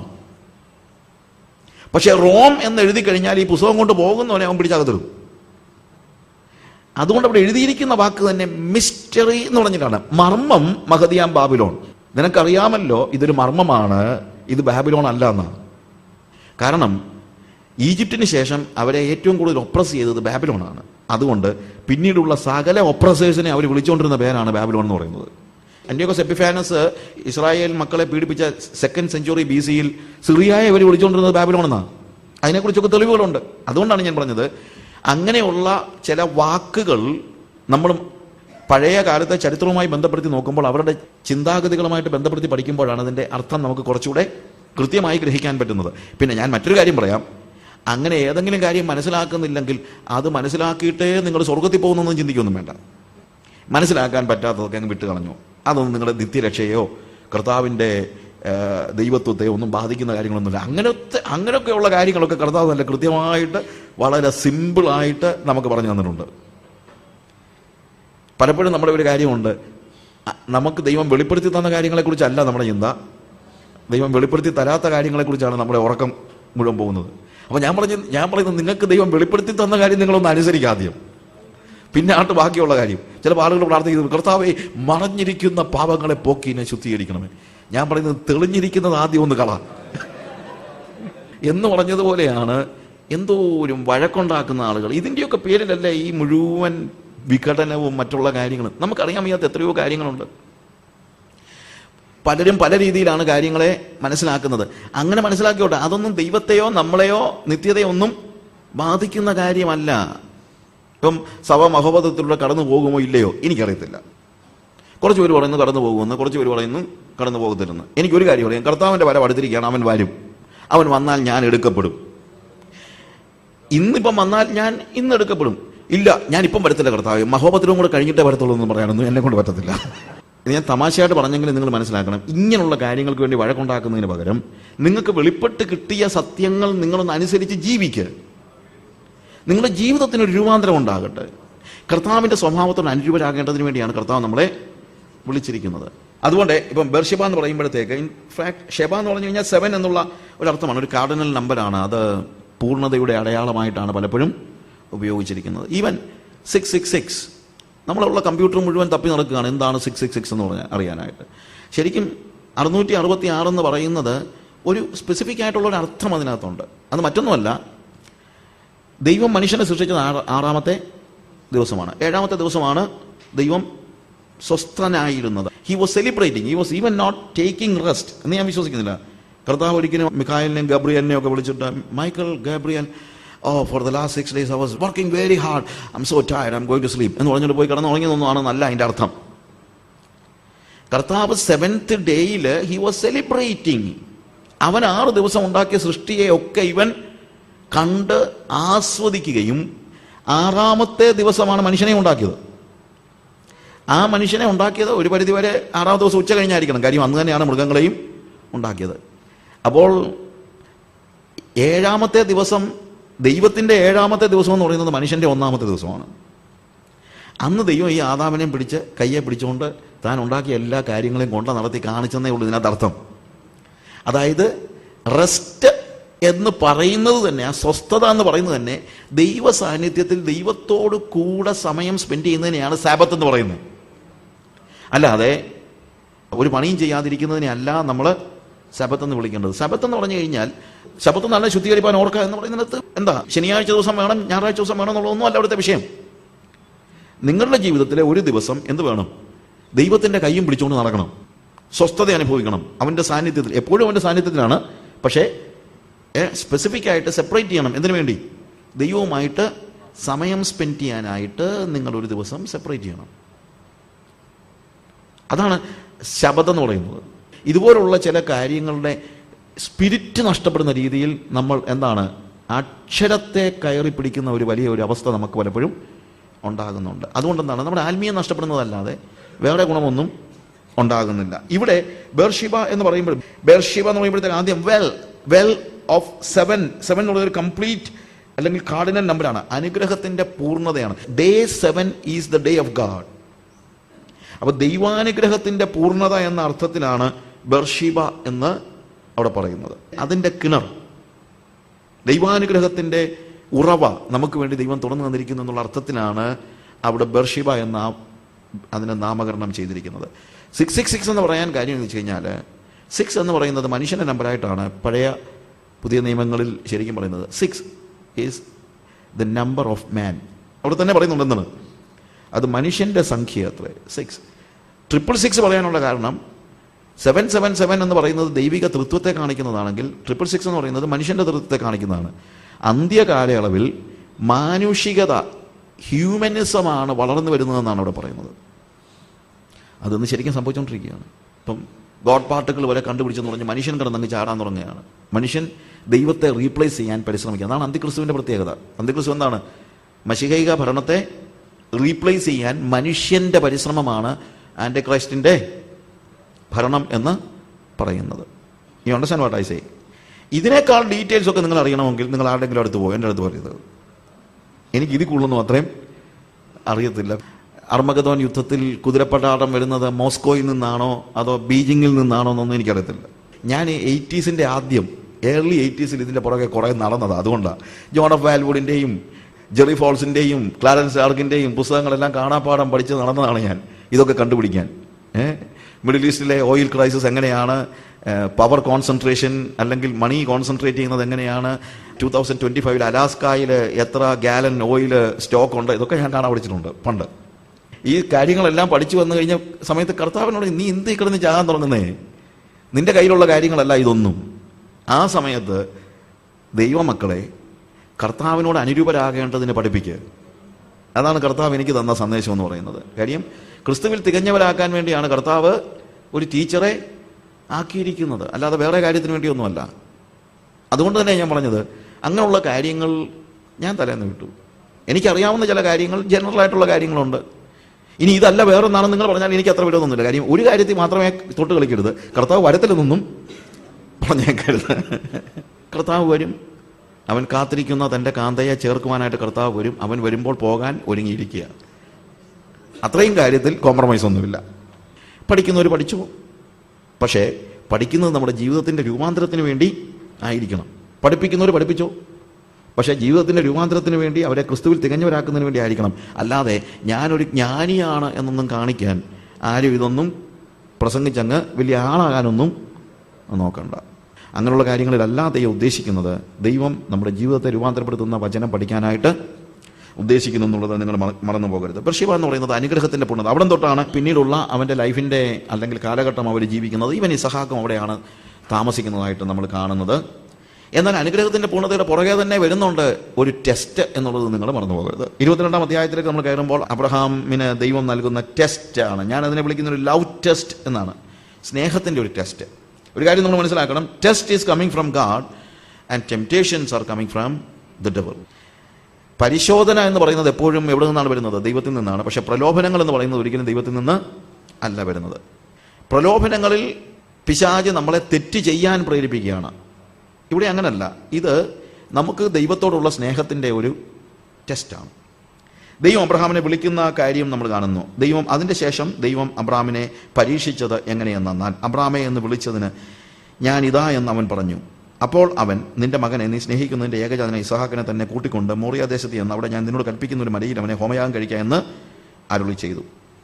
അപ്പോൾ ഇവിടുത്തെ ഒരു കാര്യം, ദൈവം വളരെ സ്പെസിഫിക് ആയിട്ടാണ് ഇടപെടുന്നത്. സ്പർജൻ പറഞ്ഞിരിക്കുന്നത് അബ്രഹാമേ എന്ന് വിളിച്ചു. അവൻ പറഞ്ഞു, അടിയൻ ഇതാ. നിന്റെ മകനെ എന്ന് പറഞ്ഞാൽ, കർത്താവേ എനിക്ക് 2 മക്കളുണ്ടല്ലോ എന്നവൻ പെട്ടെന്ന് പറയും. അടുത്ത പറച്ചിൽ, അല്ല 2 മക്കളല്ല, നിന്റെ ഏകജാതനെ. അല്ല, അവർ 2 പേരും അമ്മമാർക്ക് ഏകജാതന്മാരാ. കർത്താവ് പറഞ്ഞു, അതൊന്നും നീ കളിക്കണ്ട, നീ സ്നേഹിക്കുന്ന നിന്റെ ഏകജാതനായ ഇസഹാക്കിനെ തന്നെ. കണ്ടോ, ദൈവം സ്പെസിഫിക് ആയിട്ടാണ് കാര്യങ്ങൾ നമ്മളോട് ആവശ്യപ്പെടുന്നത്. നമ്മൾ പലപ്പോഴും കർത്താവേ അതല്ലയോ അതിൻ്റെ അർത്ഥം എന്നൊക്കെ നമ്മൾ ചോദിക്കും. നമ്മൾ കർത്താവിനെ അങ്ങോട്ട് പഠിപ്പിക്കും. അല്ല, അങ്ങനെ അതിൻ്റെ അർത്ഥമാകാൻ സാധ്യതയില്ല എന്നൊക്കെ നമ്മൾ അങ്ങോട്ട് പറയും. അത് ആരുടെയും കുറ്റമല്ല, ഇതൊക്കെ എപ്പോഴും സംഭവിക്കുന്നതാണ്. ഈവൻ പത്രോസിനോട് കർത്താവ് ഭൂമിയിലുള്ള സകല മൃഗങ്ങളെയും ഒരു ഷീറ്റിനകത്ത് ഒരു തുപ്പട്ടയിൽ കാണിച്ചിട്ട് ഇറക്കി കഴിഞ്ഞിട്ട് പറഞ്ഞു, നീ അടുത്ത് തിന്നാന്ന് പറഞ്ഞപ്പോൾ, കർത്താവ് നിനക്കറിയത്തില്ലയോ, നീ വായിച്ചിട്ടില്ലയോ ഇതുവരെ ആയിട്ടും ഞാൻ അശുദ്ധമായതൊന്നും ഇതുവരെ ഭക്ഷിച്ചിട്ടില്ല, അത് ശരിയല്ലെന്നുള്ളത് നിനക്കറിയത്തില്ലയോ, അതോ നീ പഴയ നിയമം ഇതുവരെ വായിച്ചിട്ടില്ലയോ എന്നുള്ള രീതിയിലാണ് പത്രോസ് അവിടെ കർത്താവിനെ അങ്ങോട്ട് പഠിപ്പിക്കാൻ ചെല്ലുകയാണ്. അതുകൊണ്ട് ദൈവം എന്ത് ചെയ്യുന്നു, വളരെ സ്പെസിഫിക് ആയിട്ട് പറയുകയാണ്, എന്ത്, നീ സ്നേഹിക്കുന്ന നിന്റെ ഏകജാതനായ ഇസഹാക്കിനെ തന്നെ. അവിടെയാണ് ഇതിൻ്റെ പ്രശ്നം. അതായത് കർത്താവ് അവനോട് ചോദിക്കുകയാണ്, നീ ആരെയാണ് ഇപ്പോൾ സ്നേഹിക്കുന്നത്? 12-ാം അധ്യായത്തിൽ ഞാൻ നിന്നെ വിളിച്ചപ്പോൾ നീ നിന്റെ ചർച്ചക്കാരെയും പിതൃഭവനത്തെയും ദേശത്തെയും എല്ലാം വിട്ട് എന്നെ നിനക്കും ലോകത്തിനും മധ്യത്തിലാക്കി. ഡിട്രിച്ച് ബോണോഫർ പറഞ്ഞ വാക്ക് നിങ്ങൾ ഓർമ്മയുണ്ടല്ലോ. ഒരുവൻ യേശുവിന്റെ ശിഷ്യനാകുമ്പോൾ അവനും അവന്റെ സാധാരണ ലോകത്തിന് മധ്യത്തിലേക്ക് യേശു കയറി വഴി മുടക്കി നിൽക്കുകയാണ്. അപ്പൊ പിന്നെ നമുക്ക് ആരെ മാത്രമേ സ്നേഹിക്കാൻ പറ്റുള്ളൂ? യേശുവിനെ മാത്രമേ സ്നേഹിക്കാൻ പറ്റൂ. വേറെ ആർക്കും അതിനിടയ്ക്കലത്തേക്ക് കയറാൻ പറ്റത്തില്ല. നിങ്ങൾക്കും ലോകത്തിനും മധ്യത്തിൽ യേശു കയറി നിൽക്കുമ്പോഴാണ് നിങ്ങൾ ഒരു ശിഷ്യനാകുന്നത്. നിങ്ങൾക്കും യേശുവിനും മധ്യത്തിലേക്ക് വേറെ എന്തെങ്കിലും കയറി നിന്നാൽ നിങ്ങൾ പിന്നീട് ശിഷ്യനല്ല, നിങ്ങൾ ശിഷ്യത്വത്തിൽ നിന്ന് പിന്മാറിയിരിക്കുന്നു. ഇവിടെ ദൈവം അബ്രഹാമിനോട് ചോദിക്കുന്ന ചോദ്യം, ഇപ്പോഴാരാടാ നിന്റെ ഇടയ്ക്ക് നിൽക്കുന്നതെന്നാണ്. ഇറങ്ങിയപ്പം ഞാനായിരുന്നു നിന്റെ ഇമ്മീഡിയറ്റ് റിയാലിറ്റി. ഇപ്പം എനിക്കൊരു സംശയം, ഇസഹാക്കാണോ നിന്റെ ഇമ്മീഡിയറ്റ് റിയാലിറ്റി? അതാണ് ലവ് ടെസ്റ്റ്. നീ ആരെയാണ് കൂടുതൽ സ്നേഹിക്കുന്നത്? കർത്താവേ, അത് ഞാൻ നിന്നെ. ഓക്കെ, അതിന് പ്രൂവ് ചെയ്യണം. എന്താണ് പ്രൂവ് ചെയ്യേണ്ടത്? നീ ഇസഹാക്കിനെ അല്ല എന്നെയാണ് കൂടുതൽ സ്നേഹിക്കുന്നതെങ്കിൽ അവനെ യാഗം അർപ്പിക്കണം. അത് പലപ്പോഴും നമുക്കുള്ളൊരു ടെസ്റ്റാണ്. ദൈവത്തെക്കാൾ ഉപരി എന്തെങ്കിലും ഒന്നിനെ നമ്മൾ സ്നേഹിക്കാൻ തുടങ്ങിക്കഴിഞ്ഞാൽ അതിനെ ഉപേക്ഷിക്കാൻ നമ്മൾ പഠിക്കണം. കർത്താവ് തന്നെ ചോദിക്കുന്നൊരു ചോദ്യമുണ്ട്, 2 കണ്ണുള്ളവനായി ഭൂമിയിൽ ജീവിച്ചിട്ട് നരകത്തിൽ പോകുന്നതിനേക്കാളാണ് 1 കണ്ണുള്ളവനായി ഭൂമിയിൽ ജീവിച്ചിട്ട് സ്വർഗത്തിൽ പോകുന്നത്. 1 കണ്ണുള്ളവനായി സ്വർഗത്തിൽ പോകുന്ന കാര്യമല്ല അവിടെ പറയുന്നത്, ആരും തെറ്റിദ്ധരിക്കരുത്. അവിടെ നിങ്ങൾ പെർഫെക്റ്റ് ആണ്, അതിനകത്ത് യാതൊരു സംശയമില്ല. നമ്മുടെ ജീവിതത്തിൽ എന്തെങ്കിലും നമുക്കും ദൈവത്തിനും മധ്യത്തിൽ കയറി വരുന്നു എന്ന് തോന്നിയാൽ അന്നേരം തന്നെ അതിനെ ഉപേക്ഷിക്കാൻ നിങ്ങൾ പഠിക്കണം. അത് നിങ്ങളുടെ പണമാണെങ്കിലും വീടാണെങ്കിലും കാറാണെങ്കിലും എന്താണെങ്കിലും നിങ്ങളുടെ പാഷൻ എന്തിനോടാണെന്നുള്ളത് നിങ്ങൾ നോക്കണം. ഈവൻ കുഞ്ഞുങ്ങളാണെങ്കിലും അത് ചില വേദനാജനകമാണ് കാര്യങ്ങൾ, പക്ഷെ നിങ്ങളത് പഠിക്കണം, അത് മനസ്സിലാക്കണം. അവരെ കൊല്ലാനും പിടിക്കാനൊന്നും പോകണ്ട, പക്ഷെ അവരെ ഉപേക്ഷിക്കാൻ പഠിക്കണം. ഉപേക്ഷിക്കാൻ എന്ന് ഞാൻ ഉദ്ദേശിക്കുന്നത് വഴിയിൽ ഉപേക്ഷിക്കുന്ന കാര്യമല്ല, അത് നമ്മൾ മനസ്സിലാകും. ഉപേക്ഷണത്തിൻ്റെ ഒരു ആന്തരിക തലം, അതാണ് നമ്മളിവിടെ കാണുന്നതായ ഒരു പ്രധാനപ്പെട്ട കാര്യം എന്ന് പറയുന്നത്. പക്ഷേ ദൈവം മാത്രമായിരിക്കണം നമ്മുടെ റിയാലിറ്റി എന്നുള്ളത് നിങ്ങൾ മറന്നു പോകരുത്. എൻ്റെ ജീവിതത്തിൽ ഏറ്റവും വലിയ പാഷൻ എന്താണ് നമ്മൾ എപ്പോഴും ചോദിച്ചുകൊണ്ടിരിക്കണം, ഈസ് ഇറ്റ് ഗാഡ്? ഇന്ന് പലപ്പോഴും ഉണ്ടാകുന്ന പ്രശ്നം, കുഞ്ഞുങ്ങൾ നമ്മളുടെ ഒരു വലിയ ദൈവത്തെക്കാൾ കൂടുതൽ ഒരു പാഷൻ നമുക്ക് കുഞ്ഞുങ്ങളെക്കുറിച്ച് ഉണ്ടാകുന്നുണ്ട്. എന്ത് കാര്യം പറയുമ്പോഴും നമ്മളിപ്പോൾ കുഞ്ഞുങ്ങളുടെ കാര്യമാണ് പറയുന്നത്. എന്നാൽ ഇവന്മാർ പിന്നെ നമ്മളെ പിന്നെ നോക്കും, അതുമില്ല. I am not joking. Matthew എന്നോട് പറഞ്ഞ ഒരു ഉദാഹരണമാണ്. മാത്യുവിൻ്റെ ഒരു ഫ്രണ്ടിൻ്റെ മോന് അവനൊരു IT കമ്പനി ജോലി കിട്ടി. IT കമ്പനി ജോലി കിട്ടി. അവൻ്റെ ഫസ്റ്റ് സാലറി ഞങ്ങളുടെ 40,000 50,000 ആണ്. 50,000 രൂപ കിട്ടി. അവൻ 35,000 കണ്ട് കൊടുത്തിട്ട് മൊബൈൽ ഫോൺ വാങ്ങിച്ചു. 15,000 ഒരു ദിവസം കൊണ്ടൊരു പാർട്ടി. പണ്ട് മാത്യു പറഞ്ഞതാണ്. മാത്യുവിനോട് ചോദിച്ചാൽ, നീ ഈ ശമ്പളം കിട്ടിയിട്ട് നിൻ്റെ അമ്മയ്ക്ക് ഒരു സാരി വാങ്ങിച്ചു കൊടുത്തോ? അങ്കിളെ, അമ്മയ്ക്ക് എന്തിനാ സാരി? ഇഷ്ടംപോലെ സാരി ഉണ്ട് അമ്മയ്ക്ക്. അവന് സാരി എന്ന് പറഞ്ഞാൽ ഒരു തുണിയാണ്, അതിൽ കൂടുതലില്ല അവന്. അത്രയും ബന്ധമേ ഈ പിള്ളേർക്ക് നമ്മളോടുള്ളൂ. I am not joking. നിങ്ങളൊക്കെ അനുഭവിക്കാൻ പോയാണ് ഈ പിള്ളേരെന്ന് പറഞ്ഞ് അനുഭവിക്കാൻ പോവാണെന്ന് പറയുന്നതല്ല, അനുഭവിച്ചുകൊണ്ടിരിക്കുക നമ്മൾ. സി, കാര്യം അതുപോലെ മനുഷ്യൻ സ്വസ്നേഹികളായിരിക്കുകയാണ് ഈ അന്ത്യ കാലയളവിൽ. അതുകൊണ്ട് എന്താ സംഭവിക്കുന്നത്? ദൈവം അവനോട് പറയാണ്, എനിക്കും നിനക്കും മധ്യത്തിലേക്ക് ആരെങ്കിലും കയറി വരുന്നത് എനിക്ക് ഇഷ്ടമല്ല. കളഞ്ഞേര്. ഞാനിതിനെക്കുറിച്ച് കുറേ ഡീറ്റെയിൽഡായിട്ട് ഡിസൈപ്പിൾഷിപ്പിൻ്റെ CD-കകത്ത് പറഞ്ഞിട്ടുണ്ട്. ഞാനതിനെക്കുറിച്ച് അതുകൊണ്ട് കൂടുതൽ ജസ്റ്റ് ഒന്ന് പറഞ്ഞു പോവുകയാണ്. എന്നാൽ അടുത്ത വാക്ക്, മൂന്നാമത്തെ വാക്ക് നമ്മൾ കാണുമ്പോഴത്തേക്ക് അബ്രഹാം അതികാലത്തെ എഴുന്നേറ്റു. രാത്രിയിൽ അവനോട് കർത്താവ് സംസാരിച്ചു. നേരം വെളുത്ത് ഇവൻ ആരോടും ഡിസ്കഷന് നിൽക്കാതെ എന്താണ് അതികാലത്ത് തന്നെ എഴുന്നേറ്റു. അവിടെയാണ് അബ്രഹാമിൻ്റെ അനുസരണത്തിൻ്റെ പ്രത്യേകത. ഞാൻ പറഞ്ഞല്ലോ, അബ്രഹാം വെളിപ്പാടിൻ്റെ ഏത് തലത്തിൽ നിന്നാലും അവൻ്റെ അനുസരണത്തിൻ്റെ കാര്യത്തിൽ അവനെ വെല്ലാൻ ഒരാളെ നമുക്ക് പെട്ടെന്നൊന്നും കണ്ടുപിടിക്കാൻ പറ്റില്ല. അതാണ് അവൻ്റെ വിശ്വാസം. അനുസരണമില്ലാത്ത വിശ്വാസം വിശ്വാസമല്ല. എത്ര ഡോഗ്മ പഠിച്ചിട്ട് കാര്യമൊന്നുമില്ല. എത്ര ഉപദേശ സംഹിതകൾ നമ്മൾ വായിക്കുകയോ പഠിക്കുകയോ എഴുതി ഉണ്ടാക്കുകയോ ചെയ്തിട്ടും കാര്യമൊന്നുമില്ല. നമ്മളിത് അനുസരിക്കുന്നുണ്ടെന്നുള്ളതാണ് ചോദ്യം. ഒരു കാര്യം ഞാൻ പറയാം, delayed obedience is not obedience at all. ചെയ്യേണ്ട സമയത്ത് ചെയ്യാത്ത, അനുസരിക്കേണ്ട സമയത്ത് അനുസരിക്കാതെ നമ്മളതിനെ മാറ്റിവെച്ചിട്ട് പിന്നീട് അനുസരിച്ചെന്ന് പറഞ്ഞിട്ട് അർത്ഥമൊന്നുമില്ല. അർത്ഥമില്ലെന്നുള്ളതല്ല, അത് അനുസരണത്തിൻ്റെ ഒരു കുറഞ്ഞ തലമാണ്. എനിക്കതിന് ആഗ്രഹമില്ല. ദൈവം നിങ്ങളിൽ നിന്ന് പ്രതീക്ഷിക്കുന്ന എന്താണ്? ദൈവം കൽപ്പിക്കുമ്പോൾ അത് അനുസരിക്കുക. ഗതികേട് കൊണ്ട് അനുസരിക്കുന്ന, ഒടുവിൽ പിന്നെ വേറെ ഒരു ഗതിയുമില്ലാതെ, പലപ്പോഴും നമുക്ക് സംഭവിക്കുന്ന കാര്യം അതാണ്. നമ്മൾ കഴിവതും പിടിച്ചു നോക്കിയിട്ട് ഒടുവിൽ പിന്നെ ഒരു ഗതിയുമില്ലാതെ വന്നു കഴിഞ്ഞാൽ പിന്നെ അനുസരിക്കാതിരിക്കാൻ എന്തോ ചെയ്യാൻ? അതല്ല അനുസരണം. അനുസരണം എന്ന് പറയുന്നത് മനസ്സോടെ അവൻ അധികാലത്ത് തന്നെ ദൈവം കൽപ്പിച്ചതുപോലെ അതേ രീതിയിൽ കർത്താവിനോട് പറഞ്ഞു, മോറിയ എന്ന ദേശത്ത് ചെന്ന് ഞാൻ നിന്നെ കാണിക്കുന്ന മലയിൽ അവനെ യാഗം അർപ്പിക്കുക എന്ന് പറഞ്ഞു. അവൻ ഒരു ഡിസ്കഷന് പോയില്ല, യാത്രയപ്പ് യോഗമില്ല. ഏറ്റവും കുറഞ്ഞത് ചെറുക്കൻ്റെ ജീവൻ പോകുകയാണെന്ന് അറിഞ്ഞിട്ട് എല്ലാവർക്കും വിളിച്ച് അവനോട് നന്ദി പറയാനും അവനൊരു മറുപടി പ്രസംഗം, അതിനൊന്നുള്ള അവസരമില്ല. ഭാര്യയോട് പോലും ഇവൻ വാസ്തവത്തിൽ ഇതെല്ലാം ഡിസ്ക്ലോസ് ചെയ്യുന്നില്ല. ഡിസ്ക്ലോസ് ചെയ്യേണ്ടതല്ലെന്ന് ചോദിച്ചാൽ ആയിരിക്കാം, പക്ഷേ ചിലപ്പോൾ ഇത് നടന്നില്ലെന്നിരിക്കും. അപ്പോൾ അതുകൊണ്ട് മാത്രമല്ല, ഭാര്യയോട് സ്നേഹമില്ലാത്തതുകൊണ്ടൊന്നുമല്ല. കാര്യം ദർശനം ദൈവം ഒരാൾക്ക് കൊടുത്തു കഴിഞ്ഞാൽ പലപ്പോഴും അത് മനസ്സിലാക്കത്തക്ക രീതിയിൽ മറ്റുള്ളവർക്ക് അത്രയും കപ്പാസിറ്റി കാണത്തില്ല. അവൻ അന്ന് തന്നെ 3-ാം ദിവസം, 4-ാമത്തെ വാക്യം വായിക്കുമ്പോൾ 3-ാം ദിവസം അവൻ ദൂരെ നിന്നത് കണ്ടു. 3 days ഇവൻ ഈ കൊച്ചിനെ കൊണ്ട് നടക്കുകയാണ്. അബ്രഹാമിൻ്റെ ജീവിതത്തിലെ ഈ 3 ദിവസങ്ങൾ എന്തോ ഒരു ആഗണി അവൻ അനുഭവിച്ചത് നിങ്ങൾ ആലോചിക്കണം. അന്ന് രാവിലെ അങ്ങ് യാഗം ഉറപ്പിക്കുകയായിരുന്നേ പിന്നെയും വേണ്ടുകയില്ല. ഈ മകനെ യാഗം ഉറപ്പിക്കണമെന്നുള്ള ദൈവകൽപ്പന ഹൃദയത്തിൽ പേറിക്കൊണ്ട് ആരോടും ഒന്ന് ഡിസ്കസ് ചെയ്യാനില്ലാതെ, ഒരു കൂട്ടായ്മയില്ലാതെ, ഒരുമിച്ചിട്ട് നിന്ന് പ്രാർത്ഥിക്കാൻ. നമുക്കൊക്കെ ആണെങ്കിൽ എന്തെങ്കിലും ഒരു കാര്യം ആവശ്യപ്പെട്ട് കഴിഞ്ഞാൽ ഉടനെ തന്നെ നമ്മൾ SMS അയക്കും, എല്ലാവർക്കും പ്രാർത്ഥിക്കണം. അയക്കരുതെന്നൊന്നും ഞാൻ പറയുകയല്ല. ഞാൻ പറഞ്ഞതെന്ന് വെച്ച് കഴിഞ്ഞാൽ ദ തിങ് ഇസ്, അതൊന്നും അബ്രഹാമിന് ഇല്ലായിരുന്നു. കമ്മ്യൂണിക്കേറ്റ് ചെയ്യാൻ ആരുമില്ലായിരുന്നു. അത് ഏറ്റവും വലിയ ദുരന്തം. കമ്മ്യൂണിക്കേഷൻ നടക്കാതെ വരുമ്പോഴാണ്. ഞാൻ ആഫ്രിക്കയിൽ ഒരു പ്രാവശ്യം ഒരു ഇൻറ്റീരിയർ പ്ലേസിൽ ഞാൻ രോഗിയായി തീർന്നു. Almost I was meeting death face to face. അങ്ങനത്തെ ഒരു സ്റ്റേജിലാണ്. അതൊക്കെ ഞാനങ്ങ് സഹിക്കുമായിരുന്നു. പക്ഷെ ടെലിഫോൺ വർക്ക് ചെയ്യുന്നില്ല.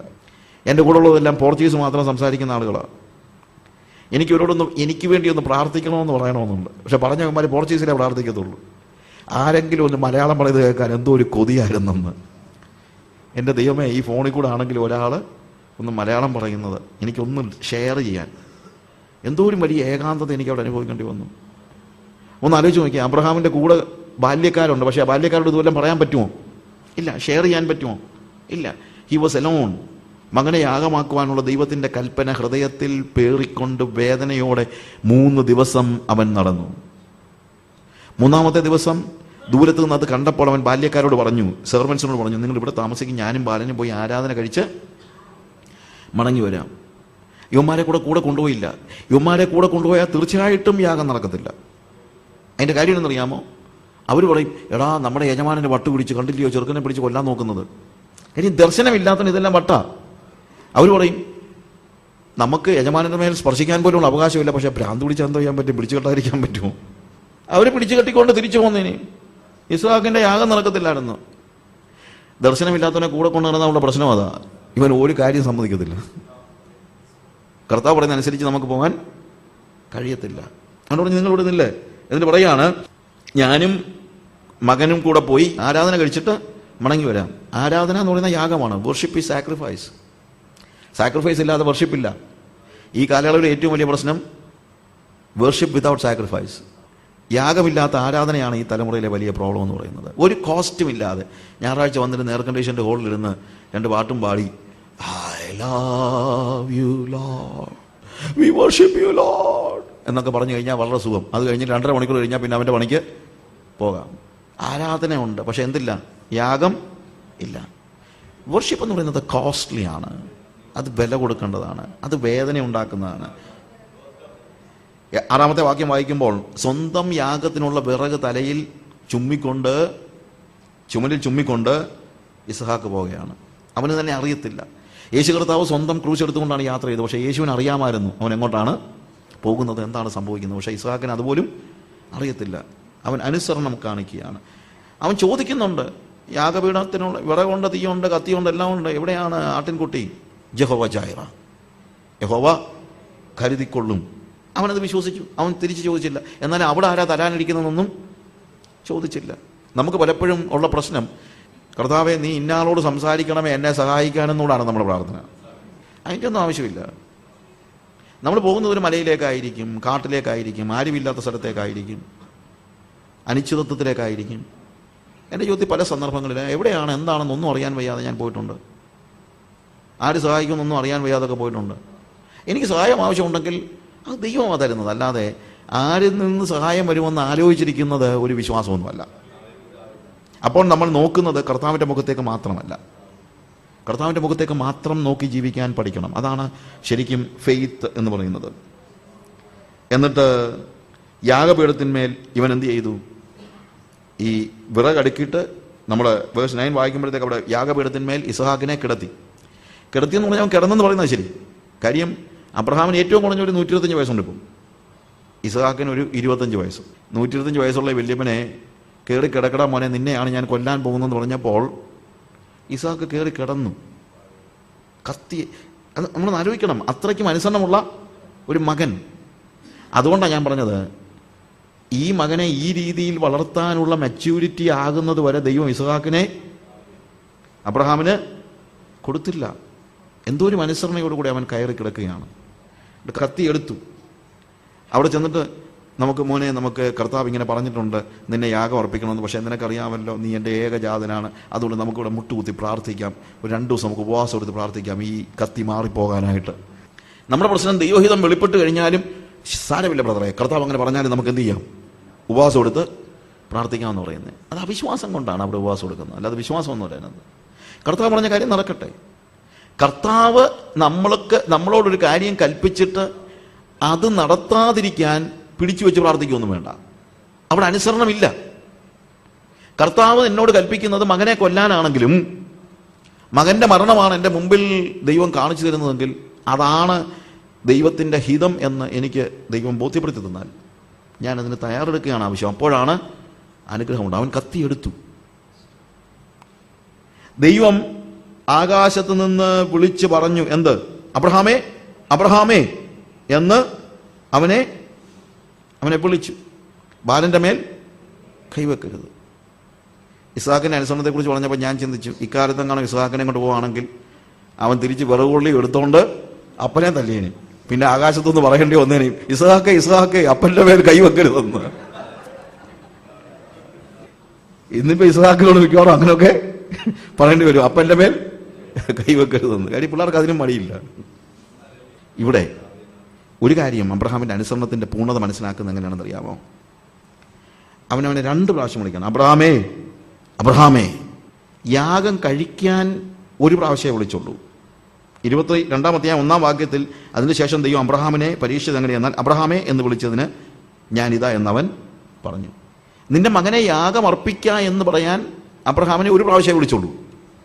യാഗം നിർത്താൻ പറയാൻ 2 പ്രാവശ്യം വിളിക്കേണ്ടി വന്നു. എന്താണ്? ദൈവം പേടിച്ചു പോയി, ഇവൻ ഈ കൊച്ചിനെ കൊന്നുകളയുമെന്ന്. അത്രയ്ക്ക് പൂർണ്ണമായിരുന്നു അബ്രഹാമിൻ്റെ അനുസരണം. അവൻ സംശയിച്ചില്ല, അവൻ നോക്കി നിന്നില്ല. കത്തിയെടുത്തുകൊണ്ട് കുറച്ച് നേരം, കർത്താവേ ശബ്ദമൊന്നും കേൾക്കുന്നില്ലല്ലോ. നമ്മളാണെങ്കിൽ നീ എന്താ കർത്താവേ ഇത്രയും ക്രൂരനാണോ? ബാലൻ്റെ മേൽ കൈവെക്കരുതെന്ന് നമ്മൾ വേണമെങ്കിൽ കത്തിയൊക്കെ എടുത്തുകൊണ്ട് നീക്കും, എന്നിട്ട് ഓടിയും. എന്നാലും എൻ്റെ കർത്താവ് എന്നെ കൈവിടത്തില്ല, എനിക്കറിയാം. അവൻ ഏറ്റവും ഒടുവിൽ പറയും, എന്താ വേണ്ടാന്ന് പറയും. അങ്ങനൊന്നുമല്ല, ചിലപ്പം കർത്താവ് ഉപേക്ഷിക്കാനും പറയും. ചിലപ്പോൾ കർത്താവ് നമ്മുടെ പണം ഉപേക്ഷിക്കാൻ പറയും, ജോലി ഉപേക്ഷിക്കാൻ പറയും, നമ്മുടെ മക്കളെ ഉപേക്ഷിക്കാൻ പറയും. അപ്പോഴൊക്കെ അതിൽ നിന്ന് രക്ഷപ്പെടാനുള്ള ഒരു ഉപവാസം പ്രസിദ്ധമാക്കാനല്ല കർത്താവ് നമ്മളിന്ന് പ്രതീക്ഷിക്കുന്നത്, അനുസരിക്കുവാൻ വേണ്ടിയാണ് കർത്താവ് നമ്മളിന്ന് പ്രതീക്ഷിക്കുന്നത്. എബ്രായലേഖനം 11-ാം അധ്യായത്തിൻ്റെ 17-ാം വാക്യത്തിൽ അവിടെ എബ്രായ ലേഖനക്കാരൻ എഴുതിയിരിക്കുന്നത്, അവൻ ഇസ്ഹാക്ക് അബ്രഹാമിനെ യാഗം അർപ്പിച്ചു എന്നാണ്. ഇവിടെ ചരിത്രത്തിൽ നമ്മൾ കാണുന്നത് യാഗം അർപ്പിക്കുന്നില്ല, അതിന് പകരം ആട്ടിൻകുട്ടിയെ യാഗം അർപ്പിക്കുകയാണ്. പക്ഷേ ആത്മതലത്തിൽ ആന്തരികമായി അബ്രഹാം ഇസ്ഹാക്കിനെ ഉപേക്ഷിച്ച് കഴിഞ്ഞു. പിറ്റേ ദിവസം കൂടാരത്തിൽ വീണ്ടും അബ്രഹാമിൻ്റെ കൂടെ ഇസ്ഹാക്കുണ്ട്. പക്ഷെ പിന്നീട് ഒരിക്കലും ദൈവത്തിനും അബ്രഹാമിനും മധ്യത്തിലേക്ക് ഇസ്ഹാക്ക് കയറി നിന്നിട്ടില്ല. ചില സമയത്ത് ദൈവം നമ്മളെ ബാഹ്യമായി കാര്യങ്ങൾ ഉപേക്ഷിക്കാൻ പഠിപ്പിക്കുന്നു. പക്ഷേ എല്ലാ സമയത്തും ദൈവം നമ്മളോട് ആന്തരികമായി കാര്യങ്ങളെ ഉപേക്ഷിക്കാൻ പഠിപ്പിക്കുന്നു. ആന്തരികമായ ഉപേക്ഷണം പൂർണ്ണമല്ലെന്ന് കർത്താവിന് തോന്നിയാൽ കർത്താവ് എന്ത് പറയും? ബാഹ്യമായി ഉപേക്ഷിക്കാൻ പറയും. അപ്പോൾ ബാഹ്യമായി ഉപേക്ഷിക്കാൻ നമ്മൾ തയ്യാറാകും. നമുക്ക് ഈ പണത്തോടൊക്കെ വലിയ ആഗ്രഹം, ചില ആളുകൾ പറയും, എനിക്ക് ബ്രദറെ എനിക്ക് പൈസയോടൊന്നും യാതൊരു ആഗ്രഹവും ഇല്ല. യാതൊരു ആഗ്രഹവും ഇല്ലെങ്കിൽ നിങ്ങളുടെ അയൽവക്കത്തെ പെണ്ണിനെ കെട്ടിക്കുമ്പോഴൊക്കെ ഒരു 2 ലക്ഷം രൂപ വെച്ചുമ്പോൾ അങ്ങനെ ഇത് കൊടുക്കുക. അന്നേരം ഒരു പിടുത്തം ഇങ്ങോട്ടുണ്ടെങ്കിൽ അന്നേരം അറിയാം നമുക്ക് പണത്തോട് സ്നേഹമുണ്ടോ ഇല്ലയോ എന്നുള്ളത്. അതൊരു പരീക്ഷണം ഇടയ്ക്കൊക്കെ ഒന്ന് ടെസ്റ്റ് ചെയ്യുന്നത് നല്ലതാണ്. ആവശ്യത്തിലിരിക്കുന്നവർക്ക് വേണ്ടി പണമൊക്കെ സ്പെൻഡ് ചെയ്യുന്നത്, കൊടുക്കുന്നത്, അന്നേരം വേദനിക്കാതിരിക്കാൻ പഠിക്കുന്നതൊക്കെ ഒരു നല്ലൊരു ഡിസിപ്ലിനാണ്. അത് നോക്കണം. ഒരിക്കൽ ആഫ്രിക്കയിൽ വെച്ച് എൻ്റെ ഏകദേശം 1 ലക്ഷം രൂപ മോഷ്ടിക്കപ്പെട്ടു. ആഫ്രിക്കക്കാരെ എനിക്ക് ഭയങ്കര സന്തോഷമാണ്. അവന്മാർ മോഷ്ടിക്കുമെങ്കിലും കളിപ്പിക്കത്തില്ല. നമ്മളാണെങ്കിൽ മോഷ്ടിക്കത്തില്ല. നമുക്കറിയാം സ്വർഗത്തിൽ പോകുന്ന വലിയ ബുദ്ധിമുട്ടാണ്. കളിപ്പിക്കാൻ നമുക്ക് യാതൊരു മടിയും ഇല്ല. അപ്പോൾ എനിക്ക് വേണമെങ്കിൽ ഇത് കണ്ടുപിടിക്കാം, ആരാ പണം മോഷ്ടിച്ചെന്നുള്ളത് ഈസിയായിട്ട് കണ്ടുപിടിക്കാം. ഞങ്ങൾ 3-4 പേരേ ഉള്ളൂ. ഞാനിങ്ങനെ പ്ലാൻ ചെയ്ത് ഇത് കണ്ടുപിടിക്കുക എന്ന് പ്ലാൻ ചെയ്തു. ആദ്യം ഭയങ്കരമായിട്ട് ഞാൻ സ്ട്രഗിളിലായി. എന്നെ കർത്താവ് ചോദിച്ചു, നീ വല്ലപ്പോഴും ഒക്കെ പ്രസംഗിക്കുന്നത് കേട്ടിട്ടുണ്ടല്ലോ, പണം എന്ന് പറഞ്ഞു കഴിഞ്ഞാൽ ലോകത്തിലെ ഏറ്റവും വിലയില്ലാത്ത സാധനമാണെന്ന്. എന്നിട്ട് 1 ലക്ഷം പോയപ്പം നീ എന്താണ് ഇത്ര വലിയ അത് കണ്ടുപിടിച്ചേ അടങ്ങുന്നുള്ളതൊക്കെ. ഞാൻ പറഞ്ഞു, ശരി കർത്താവേ, ദാറ്റ്സ് ഓക്കെ, ആരെങ്കിലും എടുത്തോട്ടെ. ഇനി അവരെ കണ്ടുപിടിച്ച് കഴിഞ്ഞാൽ അവരോട് എനിക്ക് ദേഷ്യം തോന്നാനോ അവർക്ക് എൻ്റെ അടുത്ത് വരാൻ മടിയുണ്ടാകാനോ ഒന്നും ഇടയാകണ്ട, കൊണ്ടുപോയിക്കോട്ടെ. നമ്മളൊന്ന് ടെസ്റ്റ് ചെയ്ത് നോക്ക്. കുറച്ച് രൂപ പോകുമ്പോൾ, ഒരു ജോലി നഷ്ടപ്പെടുമ്പോൾ ഒക്കെ നമ്മളൊന്ന് ടെസ്റ്റ് ചെയ്ത് നമ്മുടെ ഹൃദയത്തിൽ അതുണ്ടോ ഇല്ലയോ എന്ന് അറിയണമെങ്കിൽ അപ്പോഴേ അറിയാൻ പറ്റുള്ളൂ. എന്നാൽ ജോലി പോയി എന്ന് പറഞ്ഞ് ചിരിച്ചുകൊണ്ട് നടക്കുന്ന ആളുകളെ ഞാൻ കണ്ടിട്ടുണ്ട്. ഒരിക്കൽ എൻ്റെ ഒരു ഫ്രണ്ട് US-ൽ നിന്ന് ദുബായ് വഴി വന്ന കൂട്ടത്തിൽ അവൻ്റെ കൂടെ ഫ്ലൈറ്റിൽ ഒരു പയ്യനുണ്ടായിരുന്നു. ഈ പറഞ്ഞത് എൻ്റെ ഫ്രണ്ട് പറഞ്ഞതാണ്. അവൻ ഫ്ലൈറ്റിൽ കയറി ഇരുന്നപ്പോൾ തൊട്ട് ഇവനിരുന്ന നല്ല പാട്ടുകളൊക്കെ, ക്രിസ്ത്യൻ പാട്ടുകളൊക്കെ പാടുക. ഉണ്ടെങ്കിൽ മറ്റേ ആൾ വിശ്വാസിയാണ്, പക്ഷേ അയാൾ വെളിപ്പെടുത്തിയില്ല വിശ്വാസിയാണെന്ന്. അയാൾ ചോദിച്ചു, നീ എന്താ ഈ പാട്ടൊക്കെ പാടുന്നത്? സാറേ, നമ്മൾ സന്തോഷം കൊണ്ട് പാടുക, സന്തോഷമുള്ളവർ പാട്ട് പാടട്ടെ എന്നല്ലേ വ്യവസ്ഥ പറഞ്ഞിരിക്കുന്നത്, അതുകൊണ്ട് സന്തോഷത്തോടെ പാടുക. ഓക്കെ, എങ്ങോട്ട് പോവാ? അല്ല, വീട്ടിൽ പോവാം. എൻ്റെ ചോദിച്ചു, എന്നാ തിരിച്ചു വരുന്നത്? ഇല്ല സാറേ, തിരിച്ചു വരുന്നില്ല. അതെന്നാ? അല്ല, ജോലി പോയി. തനിക്ക് എങ്ങനെയാണോ ഇങ്ങനെ പാട്ടൊക്കെ പാടാൻ തുടങ്ങുന്നത്? അപ്പം നമ്മുടെ CD ഒക്കെ കിട്ടുള്ള ആളാണ്. അതുകൊണ്ട് അവൻ നമ്മുടെ CD-യുടെ കാര്യമൊക്കെ ഇങ്ങനോട് പറഞ്ഞതുകൊണ്ട് അങ്ങേരെ എന്നെ വിളിച്ച് ചോദിച്ചു, സാജുവിൻ്റെ ഒരു CD ഒക്കെ ഇട്ടിട്ട് ചെറുക്കൻ ഇങ്ങനെ പാട്ടും പാടി നടക്കുന്നത്. അവൻ അവിടെ നിന്ന് ഇവിടെ വന്നു. അവൻ്റെ ഭാര്യ MCA കഴിഞ്ഞൊരു കൊച്ചാണ്. കുറച്ചാൾ ഇവിടെ പശുവിനെയൊക്കെ വളർത്തി. ഞാൻ പിന്നെ കണ്ടപ്പോൾ ചോദിച്ചു, എന്തൊക്കെ മോനെ? അല്ല, പശുവിനെയൊക്കെ വളർത്തി അപ്പൻ്റെ കൂടെ. ഞാൻ പറഞ്ഞാൽ മനസ്സിലാക്കണം, ഒരു പോസ്റ്റ് ഗ്രാജുവേറ്റ് ലെവലിൽ നിന്ന് പശുവിനെ വളർത്താനും അവന് മടിയില്ല. എന്തുകൊണ്ടാണ്? ദൈവം പറയുന്ന കാര്യങ്ങൾ, ദൈവം എൻ്റെ ജീവിതത്തിൽ ചെയ്യുന്ന എന്ത് കാര്യങ്ങളും എനിക്ക് സന്തോഷത്തോടെ ചെയ്യാൻ കഴിയുമെന്നുള്ള ഒരു ബോധ്യം അവനുണ്ട്. അവനത് പ്രൂവ് ചെയ്തു. അങ്ങനെ നമ്മുടെ ജീവിതത്തിലെ വിശ്വാസമൊക്കെ പലപ്പോഴും നമ്മൾ പ്രൂവ് ചെയ്യേണ്ടി വരുന്നുണ്ട്. എന്നാൽ 12-ാമത്തെ വാക്യം വായിക്കുമ്പോൾ കർത്താവ് അവനോട് സംസാരിക്കുന്ന ഒരു കാര്യമുണ്ട്. നിന്റെ ഏകജാതനായ മകനെ തരുവാൻ നീ മടിക്കായിക കൊണ്ട് നീ ദൈവത്തെ ഭയപ്പെടുന്നുവെന്ന് ഞാനിപ്പോൾ അറിയുന്നു. അപ്പം ഞാൻ ആലോചിച്ചിട്ടുണ്ട്, എന്താണ് അബ്രഹാമിൻ്റെ ഭയം? അപ്പം നിങ്ങൾ ചിന്തിക്കുന്നുണ്ടോ, അയ്യോ ഇസ്ഹാക്കിനെ യാഗം അർപ്പിച്ചില്ലെങ്കിൽ ദൈവം എന്നെങ്ങാനും കൊന്നുകളഞ്ഞാലോ എന്നുള്ള ഭീതിയാണോ അത്? ആണോ? അല്ല. എന്താണെങ്കിലും 125 വയസ്സുള്ളൊരു വല്യപ്പൻ 25 വയസ്സുള്ള മകനെ കൊല്ലാൻ പറയുകയാണെങ്കിൽ ആദ്യം പറയുന്ന വാചകം എന്നറിയാം, കർത്താവേ നീ എന്നെ അങ്ങ് എടുത്തോ, എൻ്റെ കുഞ്ഞിനെ. അല്ല, നമ്മളൊക്കെ ആണെങ്കിലും അത്രേ പറയത്തുള്ളൂ. അതുകൊണ്ട് 125 വയസ്സുള്ള അബ്രഹാമിൻ്റെ പേടി ദൈവം അവനെ കൊന്നുകളയുമോ എന്നുള്ളതല്ല എന്ന് നമുക്കറിയാം. പിന്നെ എന്തായിരുന്നു അവൻ്റെ പേടി? അവന് കൃത്യമായി മനസ്സിലാക്കി, ദൈവത്തെക്കാൾ ഉപരി ഇസ്ഹാക്കിനെ സ്നേഹിക്കുന്നത് എൻ്റെ ദൈവത്തിൻ്റെ സ്നേഹത്തിൽ നിന്ന് എന്നെ അടർത്തിക്കളയും എന്നുള്ള പേടി. അതാണ് ഒരു യഥാർത്ഥ വിശ്വാസിയുടെ ഭീതി. ആകെ ജീവിതത്തിൽ അത്രേ ഉള്ളൂ. അങ്ങനെ സംഭവിക്കത്തില്ല. അതുകൊണ്ടാണ് റോമാലേഖനം 8-ാം അധ്യായത്തിൽ പറയുന്നത്, ക്രിസ്തുവിൻ്റെ സ്നേഹത്തിൽ നിന്ന് നമ്മെ വേർപെടുത്തുവാൻ കഴിയുന്നത് ആർക്ക്? കഷ്ടതയോ പട്ടിണിയോ ഉപദ്രവമോ നഗ്നതയോ ആപത്തോ വാളോ ഇപ്പോഴുള്ളതോ വരുവാനുള്ളതോ വാഴ്ചകളോ അധികാരങ്ങളോ ഒന്നിനും അതിനെ വേർപെടുത്താൻ കഴിയത്തില്ല. പ്രിയമുള്ളവരെ, ഒരു യഥാർത്ഥ വിശ്വാസിയുടെ ആകെയുള്ള പേടി എന്താണെന്ന് അറിയാമോ? ക്രിസ്തുവിനോടുള്ള എൻ്റെ സ്നേഹം നഷ്ടപ്പെടുമോ? ക്രിസ്തുവിൻ്റെ സ്നേഹം നഷ്ടപ്പെടത്തില്ല. That is a steadfast love, no doubt. എപ്പോഴും എൻ്റെ പരിശ്രമം ക്രിസ്തുവിനോടുള്ള സ്നേഹത്തിൻ്റെ പൂർണ്ണതയിൽ ജീവിക്കാൻ എനിക്ക് കഴിയണമെന്നുള്ളതാണ്. അതിനിടയ്ക്ക് മറ്റൊന്നും കയറി വരാതിരിക്കുവാൻ. അത് മാത്രമേ അവന് പേടിയുണ്ടായിരുന്നു. സമ്പൂർണ്ണമായ അനുസരണത്തിലേക്ക് അവനെ നയിച്ചതിൻ്റെ കാരണം അതാണ്. അതിനുശേഷം എന്താ കാണുന്നത്? ആ കോലാട്ടുകൊറ്റനെ യാഗമർപ്പിക്കുന്നതായിട്ട് നമ്മൾ കാണുന്നു. ചിലപ്പം ഞാൻ ആലോചിക്കാറുണ്ട്, ഈ യാഗമെന്ന് പറയുന്നത് ദൈവത്തിൻ്റെ പെർഫെക്റ്റ് പ്ലാനാണെന്ന് നമുക്ക് പറയാൻ പറ്റത്തില്ല. നമ്മൾ ചിലപ്പോൾ എന്തോ ഒരു ടെമ്പററി ആയിട്ടുള്ള ഒരു കാര്യമായിട്ടാണ് നമ്മൾ കാണുന്നത്. അതായത് മൃഗങ്ങളെ യാഗമർപ്പിക്കുക എന്നുള്ളത് ദൈവത്തിൻ്റെ പെർഫെക്റ്റ് പ്ലാനിൽപ്പെട്ട കാര്യമല്ലെന്നുള്ളത് നമുക്കിപ്പോഴറിയാം. അന്ന് അബ്രഹാമിന് അറിയത്തില്ല. പക്ഷേ ഈ വെളിപ്പാടിൻ്റെ ലോവർ ലെവലിൽ നിൽക്കുന്ന ഒരാൾക്ക് അവന് ദൈവത്തെ പ്രസാദിപ്പിച്ചു എന്നുള്ള ഒരു ബോധ്യമുണ്ടാകണമെങ്കിൽ അന്ന് അവന് യാഗം കഴിച്ചാലേ പറ്റുള്ളൂ. അതുകൊണ്ട് മൃഗബലി ദൈവത്തിൻ്റെ ഇഷ്ടത്തിൽപ്പെട്ടതല്ല, അതൊരു ലെസർ ഈവിൾ എന്നേ പറയാൻ പറ്റുള്ളൂ. കാര്യം അബ്രഹാമിൻ്റെ കാലഘട്ടത്തിൽ ഉൾപ്പെടെ ആളുകൾ എന്ത് ചെയ്യാറുണ്ട്? നരബലി വരെ ചെയ്യാറുണ്ട്. പക്ഷേ ഒരു ലെസർ ഈവിൾ. എന്തുകൊണ്ടാണ്? വേണമെങ്കിൽ ദൈവത്തിന് അബ്രഹാമിനോട് പറയാം, അബ്രഹാം നീ എന്താ ഈ മണ്ടത്തരം ചിന്തിക്കുന്നത്? എൻ്റെ മോനെ ഞാൻ നിനക്ക് വേണ്ടി തരാനിരിക്കെ നീ ചിന്തിക്കുന്നുണ്ടോ നിന്റെ മോനെ ഞാൻ ആവശ്യപ്പെടുമെന്ന് എന്നൊക്കെ വേണമെങ്കിൽ അബ്രഹാമിനോട് ദൈവത്തിന് പറയാം. പക്ഷെ അതൊന്നും പറഞ്ഞാലൊന്നും അബ്രഹാമിന് മനസ്സിലാകത്തില്ല. ആ മനസ്സിലാകാവുന്ന റെവലേഷൻ്റെ ഒരു തലത്തിലല്ല അബ്രഹാമിൻ്റെ സാമൂഹ്യ റിലീജിയസ് പശ്ചാത്തലം. യേശു കർത്താവ് തന്നെ തൻ്റെ ശിഷ്യന്മാരുടെ യോഹന്നാന്റെ സുവിശേഷം 15-ാം അധ്യായത്തിൽ പറയുന്നൊരു കാര്യമുണ്ട്, ഇനിയും നിങ്ങളോട് വളരെ കാര്യങ്ങൾ പറവാനുണ്ട്, പക്ഷേ ഇപ്പോൾ നിങ്ങൾക്കത് വഹിക്കാൻ കഴിയുകയില്ല. 3.5 കൊല്ലം യേശു കൂടെ നടന്നിട്ട് പോലും സമ്പൂർണ്ണ സത്യങ്ങൾ അവർക്ക് മനസ്സിലാക്കത്തക്ക രീതിയിലുള്ള കപ്പാസിറ്റി അവർക്ക് ഇല്ലായിരുന്നു. അങ്ങനെ വരുമ്പോൾ യേശുവിനെ ഒരിക്കലും കണ്ടിട്ടില്ലാത്ത അബ്രഹാമിന് ഒരു പക്ഷേ വിശ്വാസത്തിൻ്റെ അല്ലെങ്കിൽ ദൈവികതയുടെ ആത്യന്തിക സത്യങ്ങൾ മനസ്സിലാക്കാൻ ബുദ്ധിമുട്ടുണ്ടായേക്കാം. അത് ബോധ്യപ്പെടുത്തുന്നത് പരിശുദ്ധാത്മാവാണ്. നമുക്ക് വെളിപ്പാടിൻ്റെ പൂർണ്ണതയിലേക്ക് കർത്താവ് നമ്മളെ നയിക്കുന്നത്, സകല സത്യങ്ങളിലേക്കും ആരാണ് നയിക്കുന്നത്? It is a Holy Spirit. അതിനുവേണ്ടിയാണ്, വെളിപ്പാടിൻ്റെ പൂർണ്ണതയിലേക്ക് നമ്മളെ നടത്തേണ്ടതിന് വേണ്ടിയാണ് ദൈവം തൻ്റെ പരിശുദ്ധാത്മാവിനെ നമുക്ക് നൽകിയിരിക്കുന്നത്. ഇതാണ് നമ്മളവിടെ കാണുന്നതായ പ്രധാനപ്പെട്ട സത്യം. നമ്മൾ 23-ാം അധ്യായത്തിൽ വരുമ്പോഴത്തേക്ക് സാറയുടെ മരണം നമ്മളവിടെ കാണുന്നു. സാറ മരിച്ചു കഴിഞ്ഞപ്പോഴത്തേക്ക് 23-ാം അധ്യായത്തിൽ സാറയുടെ മരണം കാണുന്നത്. സാറയ്ക്ക് 127 വയസ്സുള്ളപ്പോഴാണ് സാറ മരിക്കുന്നത്. 4-ാമത്തെ വാക്യത്തിൽ വരുമ്പോഴത്തേക്ക് ഇപ്പോഴും അബ്രഹാമിന് ഈ കനാനിൽ 1 ഇഞ്ച് ഭൂമിയില്ല എന്നുള്ളതാണ് നമ്മൾ മനസ്സിലാക്കുന്നത്. ശ്രദ്ധിക്കണം, ഈ ദേശം നിനക്ക് നിന്റെ സന്തതിക്ക് അവകാശമായി തരുമെന്നൊക്കെ പറഞ്ഞപ്പോഴും ഈ ഇത്രയും വർഷങ്ങൾ കഴിഞ്ഞിട്ടും എന്തില്ല? ഒരു തുണ്ട് ഭൂമി പോലും ഇല്ല. പക്ഷെ ഇപ്പം ഭൂമി അവൻ്റെ മനസ്സിലില്ല. അതുകൊണ്ട് അവൻ പറയുന്നത് 4-ാമത്തെ വാക്യത്തിൽ, ഞാൻ നിങ്ങളുടെ ഇടയിൽ പരദേശിയും വന്നു പാർക്കുന്നവനുമാകുന്നു, എൻ്റെ മരിച്ചവളെ അടക്കാനായിട്ട് എനിക്ക് ഇച്ചിരി സ്ഥലം ആവശ്യമുണ്ട്. പക്ഷെ അവൻ്റെ സാക്ഷ്യം എന്താണ്? ഞാൻ നിങ്ങളുടെ ഇടയിൽ പരദേശിയും വന്നു പാർക്കുന്നവനുമാണ്. ഇതാണ് എല്ലായ്പ്പോഴും നമുക്ക് ഉണ്ടായിരിക്കേണ്ട സാക്ഷ്യം. നമ്മുടെ ഭാഗത്ത് നിന്ന് എപ്പോഴും നമ്മൾ മനസ്സിലാക്കണം, നമ്മൾ ആരാണ്? നമ്മൾ അന്യരും പരദേശികളും വന്നു പാർക്കുന്നവരും.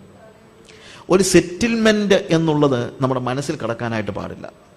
ദൈവമക്കളുടെ ഐഡന്റിറ്റി ആയിട്ട് ദൈവം അവർക്ക് വെച്ചിരിക്കുന്നത് പരദേശി എന്നുള്ള ഐഡന്റിറ്റിയാണ്. ഒരു സോജേണർ. ഭൂമിയിലേക്ക് നമ്മളെ ദൈവം വിട്ടിരിക്കുന്നു, കുറച്ച് നാളത്തേക്ക് ഇവിടെ ജീവിക്കുന്നു. ഇത് നമ്മുടെ ദേശമല്ല, നമ്മുടെ ലോകമല്ല. ഇവിടെ ഒരു സെറ്റിൽമെന്റ് മനസ്സിൽ നമ്മൾ കാണാനായിട്ട് പാടില്ല. ഇവിടെ ഒരു പ്രിവിലേജും നമ്മൾ ആഗ്രഹിക്കുകയും ചെയ്യരുത്.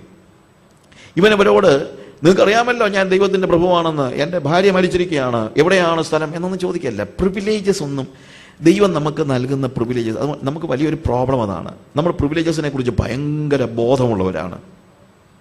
അതുകൊണ്ടാണല്ലോ നമ്മൾ രക്ഷിക്കപ്പെട്ട് കഴിഞ്ഞാൽ ഒരു ബസ്സേ കയറിയാൽ ഒരു സൈഡ് സീറ്റ് നമ്മൾ പറയുന്നത്, തള്ളുള്ള ഒരു ബസ്സേ കയറി കഴിഞ്ഞാൽ ഉടനെ കർത്താവേ ഞാൻ നിന്റെ മകനായിട്ട് ദൈവപൈതലായിട്ട് എന്താ എനിക്കൊരു സൈഡ് സീറ്റ് തരാത്തെന്ന് ചോദിക്കുന്നത്. നമ്മുടെ ചിന്ത വിശ്വാസത്തിൽ വന്നു കഴിഞ്ഞാൽ പിന്നെ ലോകത്തിലെ എല്ലാ സുഖങ്ങളും നമുക്ക് മൊത്തമായിട്ട് കർത്താവ് തന്നിരിക്കണമെന്നുള്ളതാണ്. പക്ഷേ ഈ പ്രായമായ അബ്രഹാം അവരോട് പറയുന്നത്, you know that I am just a sojourner. എന്നാൽ ഹിത്യർ അവനെ കുറിച്ച് സാക്ഷ്യം പറയുന്നതെന്ന് അറിയാമോ? ഓക്കെ നീ അല്ലെങ്കിലും ഇവിടെ പരദേശിയാണെന്ന് ഞങ്ങൾക്ക് അറിയാമെന്നല്ല പറയുന്നത്. അവിടെ പറയുന്നത് 5-ാമത്തെ വാക്യം, ഹിത്യർ അബ്രഹാമിനോട്, യജമാനനെ കേട്ടാലും നീ ഞങ്ങളുടെ ഇടയിൽ ദൈവത്തിൻ്റെ ഒരു പ്രഭുവാകുന്നു, ഞങ്ങളുടെ ശ്മശാന സ്ഥലങ്ങളിൽ വെച്ച് വിശേഷമായതിൽ മരിച്ചവളെ അടക്കിക്കൊള്ളുക. ഇത് ഞാൻ ദൈവത്തിൻ്റെ പ്രഭുവാണെന്നുള്ളത് ഞാനല്ല പറയേണ്ടത്. ആരാ പറയേണ്ടത്? മറ്റുള്ളവരാ പറയേണ്ടത്. ഇവിടാണ് അബ്രഹാം ആരാണെന്നുള്ളത് അവർക്ക് മനസ്സിലായി എന്നുള്ളതിൻ്റെ അർത്ഥം. വാസ്തവത്തിൽ അബ്രഹാം ആരാണ്? അവൻ ദൈവത്തെ പ്രതിനിധീകരിക്കുന്ന ദൈവത്തിൻ്റെ പ്രഭുവാണ്. അതാണ് അബ്രഹാമിൻ്റെ ഐഡന്റിറ്റി. പക്ഷെ നമ്മുടെ ഐഡന്റിറ്റി നമ്മൾ പറഞ്ഞല്ല ആളുകൾ അറിയേണ്ടത്, അവർ പറയണം. എൻ്റെ 2 സുഹൃത്തുക്കൾ കൂടി അവരുടെ ഒരു ബന്ധുവിൻ്റെ വീട്ടിൽ കത്തോലിക്കര സുവിശേഷം പറയാനായിട്ട് പോയി. സുവിശേഷം പറയാൻ പോയി കഴിഞ്ഞ് അവർ ചോദിച്ചു, അച്ചായൻ രക്ഷിക്കപ്പെട്ടതാണോ എന്ന് വെച്ചാൽ എന്നാ മോനെ എന്ന് അച്ചായൻ ചോദിച്ചു. പുള്ളിക്ക് മനസ്സിലായില്ല. അല്ല, ഇന്ന് മരിച്ചാൽ അച്ചായൻ സ്വർഗത്തിൽ പോകുമോ? എനിക്കറിയത്തില്ല മോനെ, പോകുമായിരിക്കും, എനിക്കറിയത്തില്ല. ഉറപ്പുണ്ടോ പോകുമെന്ന്? എനിക്കങ്ങനെ ഉറപ്പൊന്നുമില്ല. ഉടനെ ഇവർ രണ്ടുപേരും, എന്നാൽ ഞങ്ങൾക്കുറപ്പുണ്ട്, ഇന്ന് മരിച്ചാൽ ഞങ്ങൾ സ്വർഗത്തിൽ പോകുമെന്ന് ഞങ്ങൾക്കുറപ്പുണ്ട്. അങ്ങനെയാണ് നമ്മൾ സാക്ഷ്യം പറയുന്നത്. പിന്നെ അച്ചായൻ പറഞ്ഞു, ഓ എനിക്കങ്ങനെ തോന്നുന്നില്ല, എനിക്ക് നിങ്ങളെ അറിയാമല്ലോ. ഞങ്ങൾക്കുറപ്പുണ്ടെന്നൊക്കെ നെഞ്ചത്തടിച്ച് നമ്മൾ പറഞ്ഞാൽ പോരാ, നാട്ടുകാർക്കൂടെ അതൊന്ന് തോന്നണം. ഇപ്പൊ ഹിത്യരുടെ അടുത്ത് ഇവൻ ചെന്ന് പറയുന്നത്, ഞാൻ പരദേശിയാണ്, എന്റെ മരിച്ചോളെ അടക്കാൻ എനിക്ക് സ്ഥലമില്ല. അവൻ പറയുന്നില്ല, ദൈവം എനിക്ക് വാഗ്ദത്തം ചെയ്തിട്ടുണ്ട് ബ്രദറെ എന്നൊന്നും പറയുന്നില്ല. അവൻ്റെ നിസ്സഹായാവസ്ഥയിൽ അവൻ ചെന്ന് പറയാണ്, നിന്റെ സഹായം ഉണ്ടെങ്കിലേ പറ്റുള്ളൂ. വേറൊരാളുടെ സഹായം അഭ്യർത്ഥിക്കുന്നതൊന്നും അത്ര മോശം കാര്യമൊന്നുമില്ല. അത് നമ്മളെ ഹമ്പിളാക്കാനേ ഉപകരിക്കത്തുള്ളൂ. എന്താണെങ്കിലും അഹങ്കാരിയായി മരിക്കുന്നതിനേക്കാളും നല്ലതാണ് വല്ലവരോട് സഹായം ചോദിച്ച് മരിക്കുന്നത്. ദൈവം ഭൂമിയിൽ മനുഷ്യനെ വെച്ചിരിക്കുന്നത് അന്യോന്യം സഹായിക്കാനും സഹകരിക്കാനും ഒക്കെയാണ്. അല്ലാതെ ഞാൻ ആരുടെയും സഹായം വാങ്ങിക്കത്തില്ല, എനിക്ക് ആരുടെ സഹായം വേണമെന്നൊക്കെ പറയുന്നതൊക്കെ അഹങ്കാരമാണ്. അത് ദൈവം എന്തുകൊണ്ടാണ് പലർക്കും ലാക്കിംഗ് ഒക്കെ ഉണ്ടാക്കുന്നത്? ആ ഡിപ്പെൻഡൻസ് അങ്ങോട്ടും ഇങ്ങോട്ടും ഒക്കെ നമുക്ക് വേണം. അതൊരു നല്ല കാര്യമാണ്. മറ്റൊരാളിൽ നിന്ന് സഹായം സ്വീകരിക്കാൻ പറ്റുന്ന ഒരു ഭാഗ്യമാണ്. ഇതൊന്നും ആയിരിക്കത്തില്ല നിങ്ങളൊരു പക്ഷേ കേൾക്കുന്നത് സാധാരണ. പക്ഷേ ദൈവം നമ്മുടെ ഭൂമിയിൽ വെച്ചിരിക്കുമ്പോൾ എന്താണ്? അന്യോന്യമുള്ള സഹകരണത്തിൽ നമ്മൾ ജീവിക്കണം. ഇന്നത്തെ ഒരു വലിയ പ്രോബ്ലം അതാണ്. ജോയിന്റ് ഫാമിലി സിസ്റ്റത്തിലൊക്കെ എന്തായിരുന്നു? എല്ലാം അങ്ങോട്ടും ഇങ്ങോട്ടും കൊണ്ടും കൊടുത്തുമാണ് പഠിച്ചത്. ഇന്നിപ്പം ഞാനും എൻ്റെ ഭാര്യയും മക്കളും, എനിക്ക് ആരുടെ സഹായം വേണ്ട, എനിക്ക് ജോലിയുണ്ട്, എനിക്ക് ഫ്ലാറ്റുണ്ട്, എനിക്ക് മതിലുകളുണ്ട്, അല്ലേ? മതിലുകളുള്ള വീടുകൾ തന്നെ പണ്ട് കേരളത്തിലില്ലായിരുന്നു. എല്ലാവർക്കും കയറി ഇറങ്ങാവുന്ന വീടുകളൊക്കെ. ഇന്നിപ്പോൾ അങ്ങനല്ല. ഇന്ന് ആരും ഫ്ലാറ്റിൻ്റെ അപ്പുറത്ത് താമസിക്കുന്ന ആരാ നമുക്കറിയത്തില്ല, നേരെ അപ്പുറത്തെ ഫ്ലാറ്റിൽ താമസിക്കുന്ന ആരാണെന്നുള്ളത് നമുക്ക് അറിയത്തില്ല. അതല്ല ദൈവം ഉദ്ദേശിക്കുന്നത്. ദൈവം ഉദ്ദേശിക്കുന്നത് സഹകരണം, അന്യോന്യമുള്ള ബന്ധം. എന്തുകൊണ്ടാണ്? വിശ്വാസികൾ പോലും അന്യോന്യം സഹകരിക്കത്തില്ല. അത് പിന്നെ അങ്ങനെ സുവിശേഷം പറയുന്നത് എനിക്ക് അറിയാൻ വയ്യാത്ത. If you do not keep a good relationship with your neighbour, how can you share gospel with him? മറ്റുള്ളവരെ സഹായിക്കാൻ വേണം എന്ന് വെച്ചുകൊണ്ട് പണിയെടുക്കാതെ ജീവിക്കുന്നൊന്നല്ല ഞാൻ പറഞ്ഞത്. സഹകരണം, അല്ലാതെ സഹായം എന്നുള്ള വാക്കിനേക്കാൾ കുറച്ചുകൂടെ സഹകരണത്തിൽ, ഷെയറിങ്ങിൽ ജീവിക്കാനായിട്ട് നമ്മൾ പഠിക്കണം. അവിടെ വെച്ച് നമ്മൾ പിന്നീട് കാണുമ്പോഴത്തേക്ക് മക്പേല ഗുഹ 400 വെള്ളിക്കാശിന് വിലയ്ക്ക് വാങ്ങിച്ച് സാറെ അവിടെ അടക്കുന്നു. 24-ാം വാക്യത്തിലേക്ക് വായിക്കുമ്പോൾ നമ്മളവിടെ കാണുന്നത്, അബ്രഹാമിന് വയസ്സായി, അവന് ഒരു വലിയ ഒരു ഭാരം സാറായില്ല. ഇസഹാക്കിൻ്റെ വിവാഹം അവൻ്റെ മനസ്സിൽ ഒരു വലിയ ചിന്തയാണ്. അവൻ്റെ ദാസനെ വിളിച്ച് ഇസഹാക്കിന് ഒരു മകളെ എടുക്കുന്നതിനെക്കുറിച്ചുള്ള ചരിത്രമാണ് നമ്മൾ അടുത്തതായിട്ട് നമ്മൾ കാണുന്നത്.